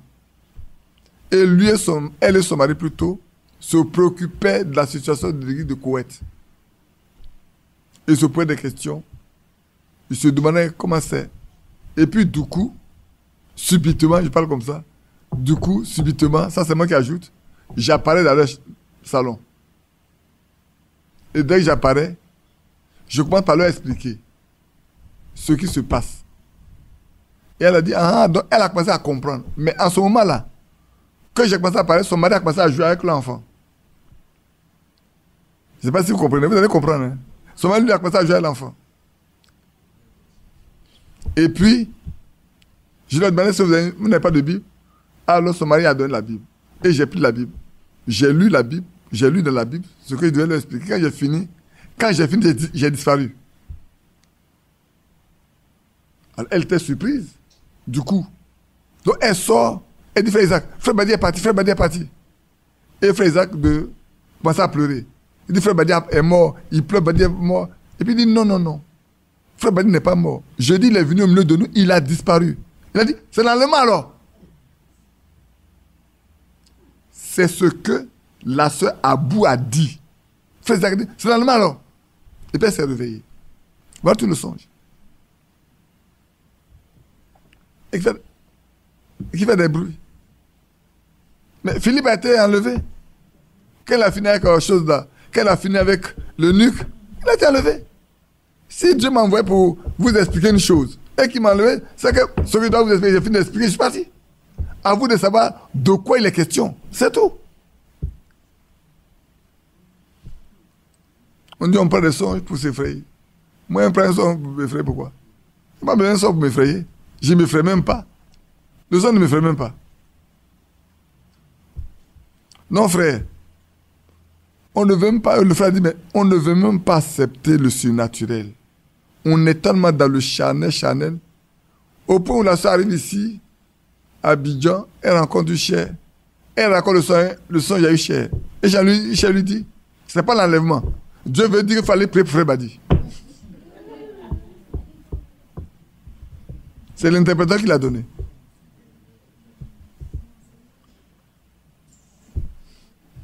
C'est pas l'enlèvement, il fallait prier pour frère Badi. Non, j'ai besoin qu'on vienne prier pour moi. Moi, j'ai bien compris pour moi. Priez pour moi. Mais au jour de l'enlèvement, on verra bien. C'est au jour de l'enlèvement qu'on verra bien. Donc, est-ce que j'ai fini de lire avec vous, non? Ce passage-là. C'est pourquoi ses parents disent, il a de l'âge, interrogez-le lui-même. Ses parents disent, il a de l'âge, ils n'ont qu'à l'interroger. Ils ne veulent pas que de leur bouche, ils disent que leur fils là, c'est Jésus qui l'a guéri. De peur qu'on les exclue de la synagogue. Donc il faut que le guéri lui-même parle pour lui-même. Lui, il n'est rien. Il n'est jamais parti à la synagogue. Donc s'il dit, vous comprenez, si vous l'acceptez, vous l'acceptez pas. On peut continuer de lire un peu. Les pharisiens appelèrent une seconde fois l'homme qui avait été aveugle et lui dit, donne gloire à Dieu. Nous savons que cet homme est un pécheur. Il répondit, s'il est un pécheur, je ne sais. Je sais une chose, c'est que j'étais aveugle et que maintenant je vois. Amen. Il lui dit, que t'a-t-il fait? Écoutez, comment t'a-t-il ouvert les yeux? Il leur répondit, je vous l'ai déjà dit et vous n'avez pas écouté. Pourquoi voulez-vous l'entendre encore? Voulez-vous aussi devenir ses disciples?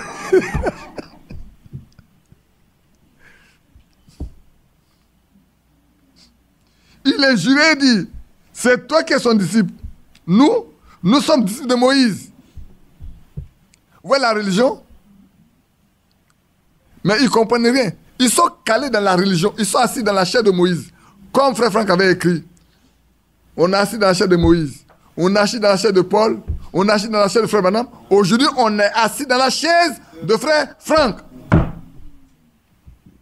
De même qu'avant, les pharisiens étaient assis dans la chaise de Moïse.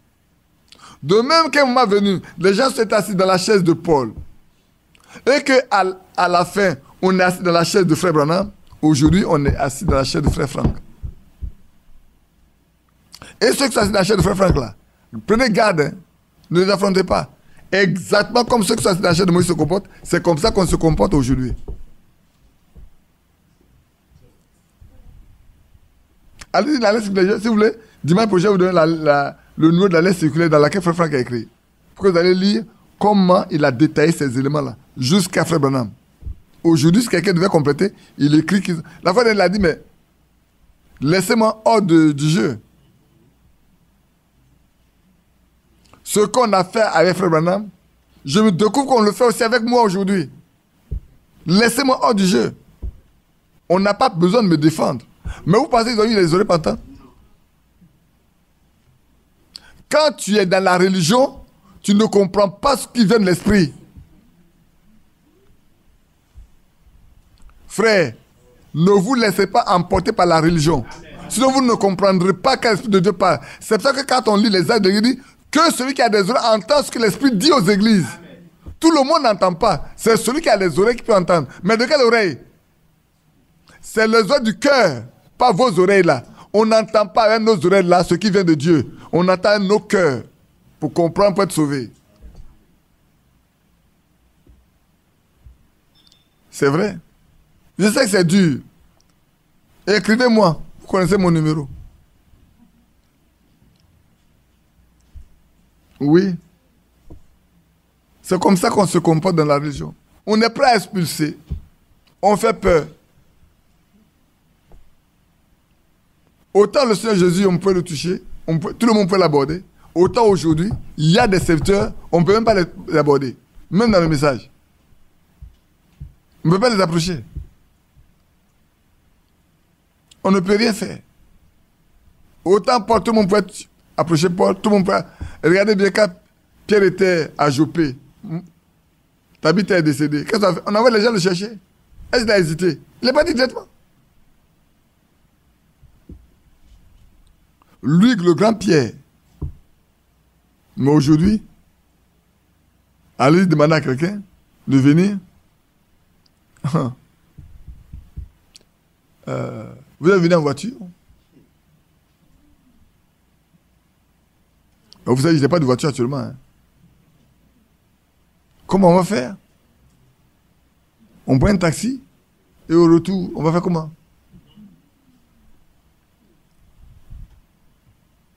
Que Dieu aide chacun de nous. Je vais sauter quelques pages rapidement. Oui, les traditions religieuses renforcent les souillures et l'incrédulité. On a lu ces passages pour nous montrer combien de fois on devient incrédule. Très incrédule. On ne croit pas aux choses naturelles. Même la parole de Dieu. Voilà quelqu'un qui a été aveugle tout le temps et qui vient d'être guéri. Et on ne croit même pas qu'il a été aveugle. On n'accepte même pas qu'il a été guéri. Et il leur pose la question, où vous êtes les disciples? Il dit, c'est toi qui es aveugle, c'est toi qui viens de ses disciples. Mais nous sommes disciples de Moïse. Je préfère être disciple de Christ. Oui. Parce que quand Paul l'a compris, il n'a plus voulu être disciple de Moïse. Il a préféré être disciple de Christ. Il dit la loi est spirituelle. Il faut avoir un esprit spirituel, un esprit de Dieu pour comprendre ce qu'est la loi. Mais vous n'avez même pas, vous n'avez que la lettre. Vous comprenez, non? Frères, ceux qui font la religion, ils n'ont que la lettre. Ils n'ont pas l'esprit. Or, la lettre tue. La lettre là, ça tue, ça perd. Aujourd'hui, la lettre tue. Même dans le message, la lettre tue. Beaucoup lisent ce que Frère a prêché, ils ne comprennent pas. Beaucoup lisent ce que Frère a écrit, ils ne comprennent pas. Beaucoup écoutent ce que Frère a prêché, ils ne comprennent pas. Si je veux continuer de parler, je peux vous dire des réunions au cours desquelles on a discuté de certaines choses. Avant de ce que Frère a prêché, beaucoup ne comprenaient pas. Si aujourd'hui les gens reçoivent les cassettes, les DVD, ils sont contents. Ils ne savent pas comment ça arrive en Côte d'Ivoire. Hein. Demandez-leur comment ça arrive en Côte d'Ivoire. Les seules personnes qui peuvent vous dire comment ça arrive en Côte d'Ivoire, c'est Lambert, c'est Isaïe. C'est moi qui ai donné leur nom. Je suis le premier à avoir reçu toutes les cassettes. C'est quand Lambert a vu que j'ai donné son nom, Isaïe a vu j'ai dit son nom. Et puis après, il donne le nom des anciens d'église d'Abidjan. En temps d'Anoma, il donne leur nom. Pour qu'on envoie les cassettes. Ceux qui crient aujourd'hui, ils connaissent le ministère de Frère Franck là. Ils ne connaissaient rien avant. Il a fallu que Didier vienne en Côte d'Ivoire en 2019 pour qu'ils connaissent le ministère de Frère Franck. Tout le temps, ils ont vécu, ils n'ont pas connu le ministère de Frère Franck. C'est maintenant qu'ils connaissent le ministère du serviteur fidèle et prudent. Est-ce avant vous avez entendu parler de ça? Avant 2006, là, vous avez entendu parler de ça? En 2006, vous avez entendu parler de ça? En 2006, on m'a qualifié d'idolâtre quand j'ai mis en ligne pour la première fois Frère Franck. En 2006, quand j'ai mis pour la première fois avec Michel Nzi, parce que les appareils qu'on avait n'étaient pas assez perfectionnés pour faire les mouvements, et que l'image de Frère Franck était figée, on dit ça là, c'est une adoration d'image. Ondry Raphaël a dit. Ondry Raphaël a dit en son temps.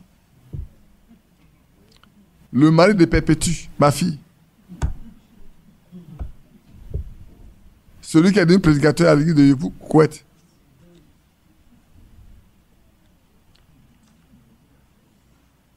Que Dieu les aide. Moi, je suis parti.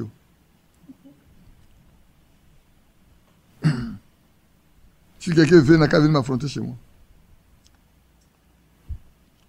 Bon, je lis encore un seul verset, puis on va s'arrêter. On va lire dans Matthieu 27. J'ai encore quelques passages. Attends, on va lire. Il y a quelque chose ici, là, il faut que je lise avec vous. Il faut que je lise un peu avec vous. Vous n'êtes pas pressé, non? Non, il n'est pas encore 17h même. Il est 16h40, donc on peut encore lire. Lisons dans Matthieu 27. Matthieu 27. J'espère que vous prenez les passages. Hein. Je sais que Thierry fait tellement bien. Thierry arrange tellement la chose pour tout le monde qu'il met tous les versets là même sur la plateforme. Ceux qui ont accès à la plateforme, ils ont tous les versets bibliques. Même quand tu as oublié, quand vous avez oublié, vous partez sur la plateforme. Là, dès qu'il met en ligne, il a tous les versets bibliques avec vous. Hein, Thierry, que Dieu te bénisse. Lisons à partir du verset 46. 27 à partir du verset 46.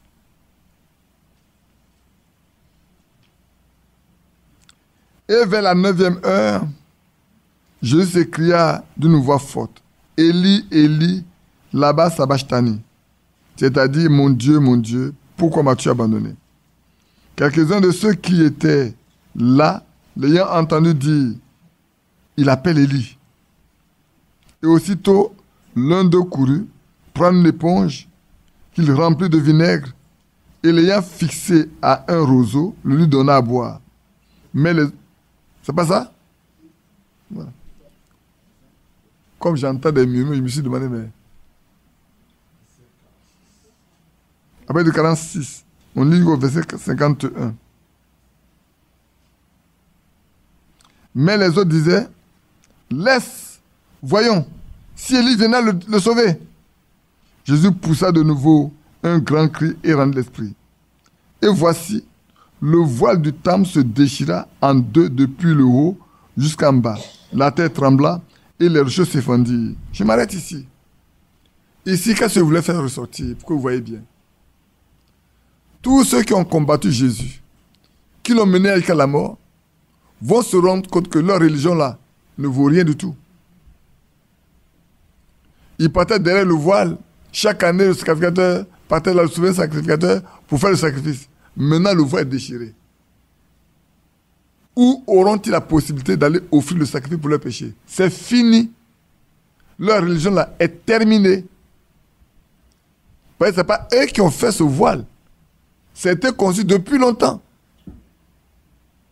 Maintenant, ça a été déchiré de haut en bas pour leur montrer que ce n'est pas un homme qui l'a fait.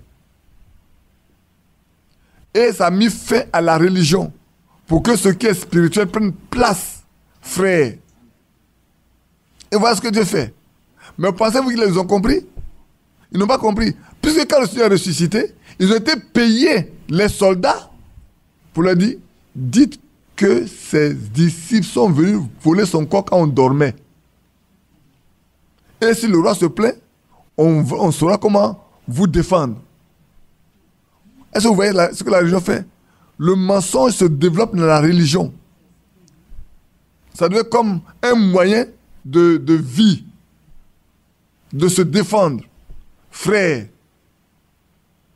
je ne sais pas si vous vous rendez compte de la chose comme moi je vois. C'est ça la religion. On ment sans faire attention. On raconte des choses sans faire attention. Je dis à un frère, il dit, mais frère, il dit, mais le jour où on a fait la réunion le 30 avril après, il y a eu une grande justification dans l'église où on a dit, non, ne traitez pas frère Badi et faites les choses comme des ennemis. Ce ne sont pas des ennemis, ce sont nos frères. J'ai dit, mais tu étais là quand on a demandé pardon, non? Et on a dit, on ne sait pas si on l'a fait, mais comme il est blessé, je lui demande pardon à mon nom, au nom de frère Isaac. Mais ce que tu n'as pas fait, pourquoi tu demandes pardon? Moi, je ne suis pas coupable de quoi que ce soit. Je ne vais pas demander pardon. À moins je me rends compte que tu as quelque chose contre moi et puis je viens te demander pardon. Parce que je sais que tu as quelque chose contre moi. Et comme je veux qu'on aille au ciel, je vais vers toi. J'ai dit au frère, demandez à Animel d'être témoin oculaire et auriculaire de ce qui s'est passé. Il était assis là, quand ma tête s'est passée pour dire à Charles, à Richard, il ne faut plus que cela se passe. Ce n'est pas ta faute à toi, hein, mais il ne faut plus que cela se répète. Que cela ne se répète plus. Ma tête s'est passée, Isaac est venu répéter la même chose. Aujourd'hui, vous dites que vous n'avez pas dit. Mais c'est écrit au ciel. Vous ne vous répandez pas de ça. C'est écrit au ciel, ça vous attend. Vous voyez comment, on ne reconnaît même pas ce qu'on a fait. On a semé la haine dans le cœur des gens et on dit que ce n'est pas nous qui avons semé la haine. Que Dieu nous aide. Comment on peut conduire un peuple de Dieu avec le mensonge? Comment? Comment on peut se plaindre de conduire un peuple de Dieu avec le mensonge? C'est pas possible. Tu ne peux pas demander pardon pour ce que tu n'as pas fait. Et les frères ont appelé Animel. Je crois que le frère l'a appelé Animel. Le frère Zam, comment il s'appelle là? C'est Zamble, non? Zamble dit c'est appelé Animel. Frère Animel pour savoir est-ce que c'est vrai ce que frère Badi a dit. Il dit, mais Jésus, témoin oculaire, auriculaire. Ça s'est passé samedi, ça s'est passé dimanche. Je suis assis là, quand on est venu parler à Richard. Donc ça va passer derrière moi. J'étais présent. Les personnes viennent, les voici. Ce n'est pas quelqu'un d'autre. Ce n'est pas les riches, ce n'est pas les diacres, ce n'est pas ceci. C'est Isaac et Mathias qui ont fait. Parce qu'on les appelait de l'extérieur. On lui dit le Badi à la chair.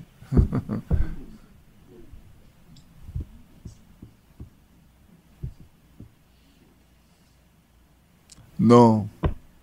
Ça, c'est de la religion. C'est purement de la religion. Méthodine Assemblée de Dieu réunie pour former la religion dans l'église de Koweït.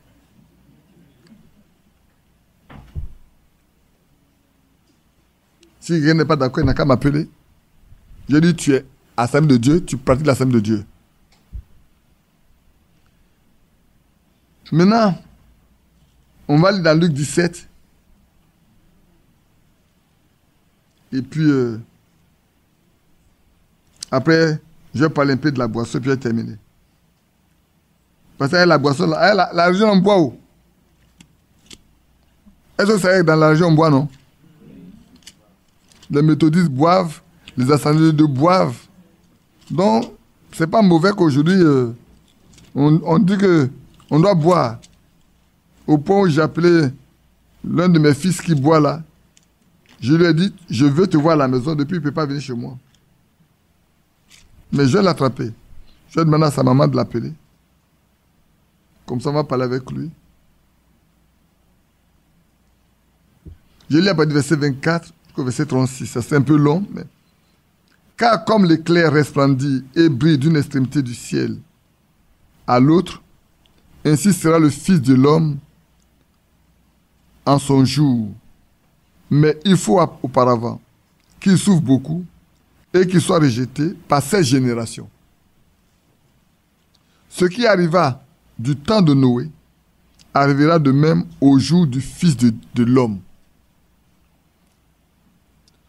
Les gens mangeaient, buvaient, se mariaient et mariaient leurs enfants jusqu'au jour où Noé entra dans l'arche. Le déluge vint et les filles tous périrent. Ce qui arriva du temps de Lot arrivera pareillement. Les hommes mangeaient, buvaient, achetaient, vendaient, plantaient, bâtissaient. Ouais, au temps de Lot, on fait beaucoup plus qu'au temps de Noé. Mais le jour où Lot sortit de Sodome, une pluie de feu et de soufre tomba du ciel et les fit tous périr. Il en sera de même le jour où le Fils de l'homme paraîtra. En ce jour-là, que celui qui sera sur le toit et qui aura ses effets dans la maison ne descende pas pour les prendre. Et que celui qui sera dans les champs ne retourne pas non plus en arrière. Souvenez-vous de la femme de Lot. Frère, c'est l'avêtement que je voulais qu'on retienne. Souvenons-nous de la femme de Lot. Elle était dans la maison. Elle avait reçu les anges. Elle a entendu toutes les instructions. Elle a vu comment les anges ont aveuglé toute la population de Sodome devant leur porte. Ils n'ont pu rien faire.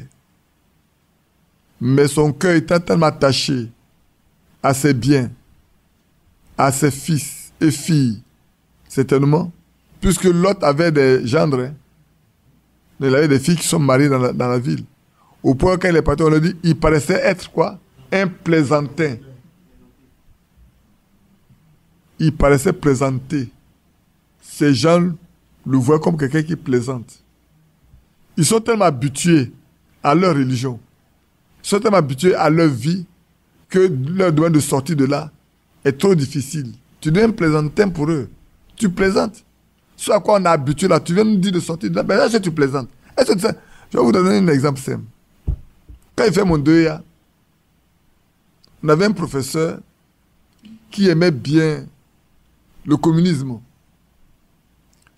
Il parlait du solfcause et du kolkhoz. Vous connaissez ça, non? Et puis il a commencé à nous enseigner ça. Prenez les exemples des pays de l'Afrique de l'Est et tout. Or, quand tu lis les économies de l'Afrique de l'Est, tu ne vois pas le développement. Et bien, il dit, mais, monsieur, est-ce que aujourd'hui là, on ne peut pas arrêter pour réviser ça? Il dit, tu plaisantes toi. Ce que nous défendons, tu dis que nous, on n'a qu'à abandonner ça, que ça ne marche pas. Ah non! Le gars rentre dans une colère. Il a tout son coup, il rentre dans une colère. Je suis resté tout petit dans mes bottes pour l'écouter jusqu'à la fin. J'ai changé de matière en même temps. Pour ne pas que, quand on doit faire le devoir là, il me donne une mauvaise note pour me recaler. J'ai changé de matière. Quand les gens sont ancrés dans une chose très forte, leur dire la vérité est un problème pour eux. Et c'est pour ça que ces gens même osent lui dire, mais frère, est-ce que tu peux dire à ton beau-père qu'il plaisante dans un cas difficile comme celui-là? Vous voyez comment l'aveuglement, frère, vous voyez comment l'aveuglement tue? Ils sont tellement aveugles que ce que dit leur beau-père n'a aucun sens pour eux. Quand vous avez bu le vin de la doctrine, vous devenez sourd, vous n'avez plus de sens. Et c'est ce qui se passe aujourd'hui avec la doctrine, avec la tradition. Les traditions religieuses là rendent sourds. On est sourd, on est ivre, on ne comprend rien. Leur parler de la vérité les énerve. Même quand vous les voyez prendre un calme bizarre, au fond là-bas ça boue. On veut savoir que vous sortez rapidement pour qu'on manifeste ce qu'on est. Que Dieu nous aide. Ici, souvenons-nous de la femme de Lot. Et vous pouvez continuer après, vous allez voir qu'il le dit cette nuit-là même. De deux personnes qui sont dans un lit, l'un ne sera plus l'autre laissé. Au champ, de deux personnes, l'un ne sera plus l'autre laissé. À la main de deux femmes, l'une ne sera plus l'autre laissée. Frère, on en arrive à ce stade-là. Que Dieu nous aide. Afin que nous restions attachés à la vérité. Maintenant, regardez la Lévitique 10, verset 9. Je pense que j'ai presque tenu promesse. On va lire très rapidement. Lévitique 10, 9, verset 10. Non, Lévitique 10, verset 9. Lévitique 10, verset 9.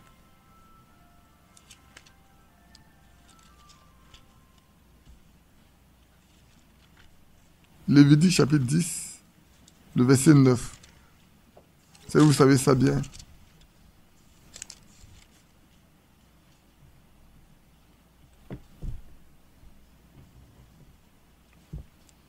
Je lis à partir du verset 8. L'Éternel parla à Aaron et dit, tu ne boiras ni vin, ni boisson enivrante, toi et tes fils, avec toi, lorsque tu entreras dans le temple d'assignation, de peur que vous ne mouriez. Ce sera une loi perpétuelle parmi vos descendants. Amen. Amen. On a affaire à qui ici? À des sacrificateurs. Quand on prenait d'après chapitre 10, chapitre 5, verset 10, Dieu a fait de nous des sacrificateurs. Et nous allons toujours devant le Seigneur continuellement. Continuellement. Maintenant, si quelqu'un veut prendre plaisir à s'enivrer, c'est son problème. Mais je vais vous donner un autre passage. Allons dans Proverbe 31.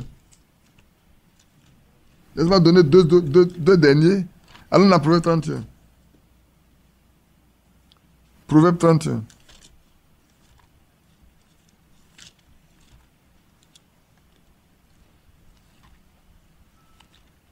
Je sais que tout le monde connaît Proverbe 31, donc. Mais souvent, il y a une partie qu'on aime bien lire. On dit qu'il peut trouver une fois ça, on aime lire. Mais moi, j'aimerais lire avec vous à partir du verset 1. Proverbe 31, à partir du verset 1. Parole du roi le miel. Qui est le miel? Le miel, c'est qui? Comment? C'est Salomon, c'est lui le roi le miel. Sentence par lesquelles sa mère l'instruisit. Que te dirais-je, mon fils? Que te dirais-je, fils de mes entrailles? Que te dirais-je, mon fils, objet de mes vœux? Ne livre pas ta vigueur aux femmes et tes voix à celles qui perdent les rois. Aujourd'hui, on a perdu le sens. La débauche dans l'église est au point où on peut dire il faut essayer pour prendre. Ah! Que Dieu vienne nous secourir. Si on avait encore peut-être 10 ans ou 15 ans sur la terre là, je me demande si dans le message il doit y avoir encore des croyants. On s'est tellement envahi par le péché qu'on ne nous reconnaîtra même plus.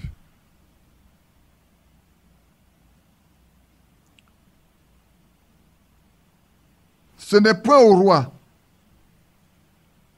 Ce n'est point au roi de boire du vin. Hein? Ni au prince de chercher des liqueurs fortes. De peur qu'en buvant, ils n'oublient la loi et ne méconnaissent les droits de tous les malheureux. Donnez des liqueurs fortes à celui qui périt et du vin à celui qui a de l'amertume dans l'âme, qui boive et oublie sa pauvreté et qui ne se souviennent plus de ses peines. Ouvre ta bouche pour le muet, pour la cause de tous les délaissés. Ouvre ta bouche, juge avec justice et défends le malheureux et l'indigent. Si tu as bu, est-ce que tu peux défendre les causes des autres? Non. Et à qui on doit donner la boisson? C'est à ceux qui souffrent. Et c'est vrai, ceux qui boivent là, c'est les gens qui souffrent aujourd'hui. Ceux qui boivent là, c'est les gens qui souffrent aujourd'hui. Il y en a qui n'ont même pas travaillé. Je sais de quoi je parle. On m'a dit qu'il y a un qui a failli tomber à la chair. Après avoir bu les montées à la chair, il a failli tomber. Les gens l'ont vite rattrapé. Ce n'est pas loin d'Abidjan. C'est dans une ville qui n'est pas loin d'Abidjan.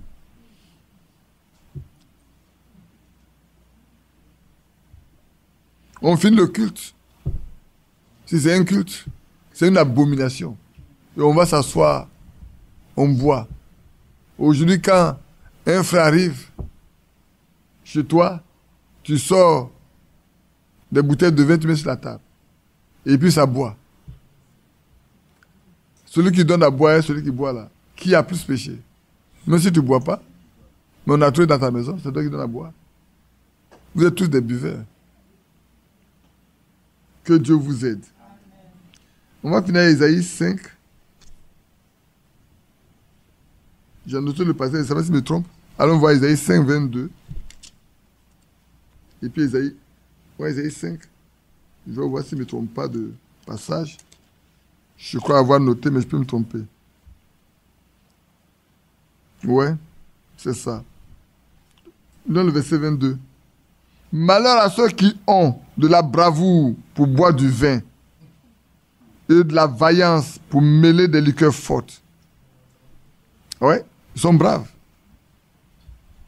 pour boire cela. Et je crois, le verset 11 au verset 12, et on peut lire. Malheur à ceux qui de bon matin courent après les boissons enivrantes et qui, bien avant, dans la nuit, sont échauffés par le vin. La harpe et le luth, le tambourin, la flûte et le vin animent leur festin. Mais ils ne prennent point garde à l'œuvre de l'Éternel. Ils ne voient point le travail de ses mains. Vous voyez, non? Ils ont de la bravoure. Il dit malheur à ceux qui de bon matin courent après les boissons enivrantes et qui, bien avant, dans la nuit, sont échauffés par le vin. Ils ne voient pas ce que Dieu fait. Ils ne voient pas le vin de ses mains. Et vous allez me dire de boire. Buvez. Allez de l'avant. L'apôtre Paul dit, ne vous enivrez pas de vin, soyez remplis du Saint-Esprit. Comment pouvez-vous prier pour quelqu'un qui est vraiment un ivrogne quand vous-même vous buvez comme lui? Alors que nous, Dieu nous a donné le mandat de prier pour libérer les captifs. Quelqu'un qui est ivrogne, c'est un captif. Vous-même, vous êtes captif. Est-ce que deux personnes qui sont en prison peuvent se libérer? Non. Il faut quelqu'un qui a l'extérieur pour libérer ceux qui sont en prison. Vous qui êtes censé être à l'extérieur pour libérer les prisonniers, vous rentrez encore en prison avec eux. Vous pouvez faire sortir qui? Quand vous avez lui parler de toi, tu es sous, j'ai pris pour toi. Il dit, mais toi, tu bois avec moi. On ne s'est pas vu la fois dernière de l'autre côté. La fois dernière, on s'est vu là. Tu étais assis à table, telle personne, vous étiez dans le bois. Puis tu as pris pour qui?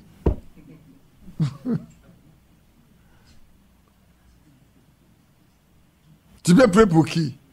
C'est comme ceux qui vont chasser les démons et puis les démons disent, toi là, hier, voilà ce que tu as vécu. Tu peux me chasser, toi? Tu vis comme ça, tu peux me chasser? Devant tout le monde, dans ce que tu as vécu caché là, il vient mettre ça à nu. Tout ce que tu peux faire, c'est de prendre la tangente. Parce que tu ne fais pas attention, il va te déchirer. Que Dieu aide chacun de nous. Dans la religion, on boit. Est-ce que vous avez vu dans la religion, on a chassé des démons une fois? Les assemblées de Dieu chassent les démons. Hein. Les bâtis chassent les démons. Est-ce que tu peux chasser un démon? Tu peux chasser un démon? Quand les gens boivent, vous savez, avant les assemblées de Dieu, personne ne buvait. Même porter une petit là, à l'oreille là, c'est pas possible. Aujourd'hui, on a le drapeau sur les ongles, le drapeau de son pays sur les ongles. On est bien maquillé. Quand vous les voyez se marier, même vous vous demandez si c'est des cadavres. Oh oui. Ouais, le visage, vous dites, c'est le visage d'un cadavre. Et leurs maris sont des poules mouillées. Ils ne sont pas capables de dire ça. Ça n'amène pas au ciel. Et moi, je t'ai marié pour t'amener au ciel, non pas pour t'amener en enfer. Bien-aimé, si Jézabel s'est maquillée et que vous maquillez, vous avez le même esprit que Jézabel. La Bible dit qu'elle s'est maquillée. Elle a porté des fards. Vous portez aussi les mêmes fards. Vous portez du bleu sur vos paupières. La fois dernière, on venait, j'étais avec madame, et puis j'ai vu une jeune fille là, très noire, avec un visage, les lèvres rouges. J'ai dit, mais est-ce que ça, elle se regarde même dans le miroir avant de sortir?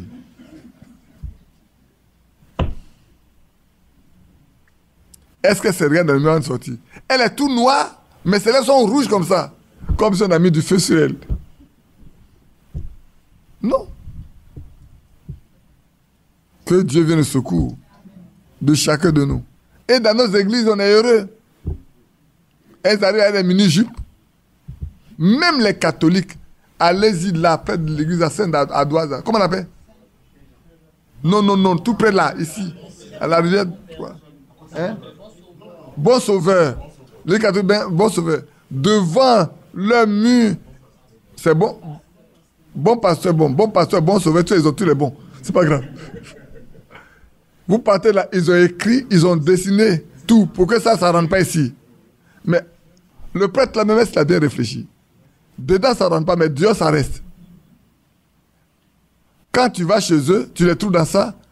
Toi, tu rentres chez eux pour manger et pour boire. Mais si tu ne veux pas qu'ils viennent, mais alors tu fais quoi? Tu n'as rien fait? Tu n'as rien fait. Quand vous vous trouvez dans le magasin, vous faites les achats, tu ne peux même pas faire les reproches. Est-ce que quand tu arrives à la messe, tu les appelles pour dire, toi, je t'ai vu dans la rue, on va comment te porter. Maintenant, tu te portes comme ça, venir ici, sors. Parce que tu n'as pas dit de rentrer ici. Bien-aimé, nous devons être le même partout. Sœurs, soyez les mêmes partout. Je vous loue de ce que vous habillez bien. Je vous loue de ce que vous habillez bien. Vous vous habillez de façon modeste et décente. Maintenant, si quelqu'un vous regarde, qu'on voit ça, qu'il a l'esprit de convoiter en lui. Vous n'êtes pas coupable. Sinon, beaucoup seront coupables devant Dieu le jour du jugement. Parce qu'ils sont habillés de façon aguichante pour exciter les hommes. Ne les regardez pas, ils sont en prison. Que Dieu vous bénisse. Voilà, je pense qu'on va s'arrêter là. Oh, je l'aime. Oui, je l'aime. Parce qu'il m'a aimé et a donné sa vie pour moi.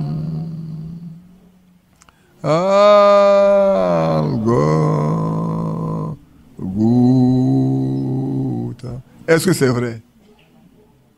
Et a donné sa vie pour moi.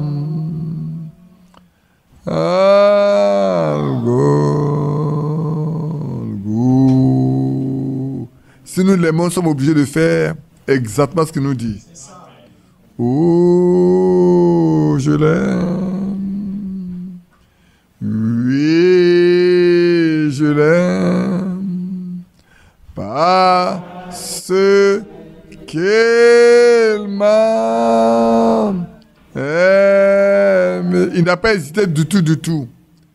Et a donné sa vie pour moi. À Golgotha.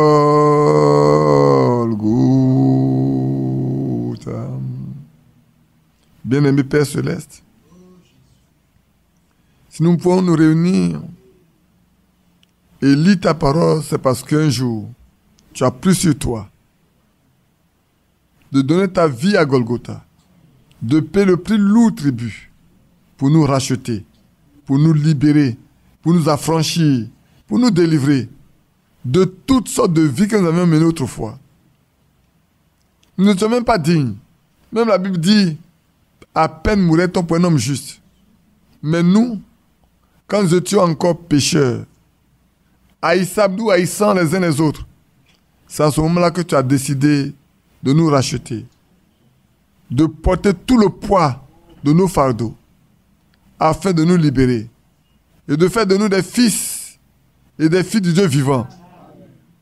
Ô notre Dieu, nous qui avons été corrompus autrefois par notre nature humaine, tu es venu, Père Tout-Puissant, pour nous faire passer de ce côté-ci de la mer, de l'autre côté, afin que nous marchions, nous vivons avec toi. Et la Bible dit même là, tu nous as fait asseoir avec toi dans le lieu céleste. Ô Dieu, tous nos regards vers les choses en haut, que nous détournons de tout ce qui est en bas. Merci pour ce temps que nous avons passé dans ta présence. Laisse-nous ne pas participer à la religion, ni aux traditions, Père Tout-Puissant, religieuses, qui tuent, qui annulent ta parole, qui rendent ta parole sans effet dans la vie des autres, qui amènent la haine dans le cœur, le mépris des autres. Seigneur Père Tout-Puissant, viens en notre secours. Cette loi, cette façon de faire de la religion qui amène les gens à boire, à se saouler, à perdre le sens, aide chacun de nous à rester loin de ces choses, Père Tout-Puissant, sachant que les temps sont finis. Et quand nous voyons comment la Russie se comporte aujourd'hui, sachant qu'il y a un instrument dans tes mains, Seigneur, donne-nous d'être prêts. Que chacun de nous puisse avoir son ticket entre les mains, afin que quand tu appelleras, oh Père, nous serons prêts simplement à monter sur les nuées pour aller à ta rencontre dans les airs. Parce que nous avons notre ticket avec nous. Et devant la porte, on n'a pas besoin de se justifier. Notre Dieu, notre nom est déjà écrit là-haut, dans ton livre, parce que tu as été immolé dès la fondation du monde pour nous. Merci. Bénis mes frères, bénis mes soeurs, bénis ceux qui sont en ligne, bénis ceux qui vont écouter après. Que cela puisse nous aider à faire des pas de géant dans ta maison, afin de te plaire en toutes choses. Sois glorifié, Seigneur, et sois loué. Nous nous souvenons encore de ce que tu as fait pour notre sœur Léa. Et nous croyons que tu es capable de le faire pour tous les autres qui sont malades. Notre Père Céleste, donne-nous assez de foi pour rentrer en possession de cet héritage-là. Sois élevé, glorifié. Sois magnifié, exalté. Guéris les malades. Guéris-les encore parce que tu as dit par tes maîtres sûrs, nous avons été guéris. Si maintenant on dit de guérir, tu allais dire, je l'ai déjà fait. Seigneur, c'est vrai. Ce qui nous manque, c'est la foi. Accorde-nous la foi pour rentrer en possession de ce que tu as accompli pour nous à Golgotha. Au nom de Jésus-Christ. Amen. Amen. Amen. Que Dieu bénisse chacun de nous. Qu'il garde chacun de nous. Et que la semaine qui commence soit bonne pour chacun.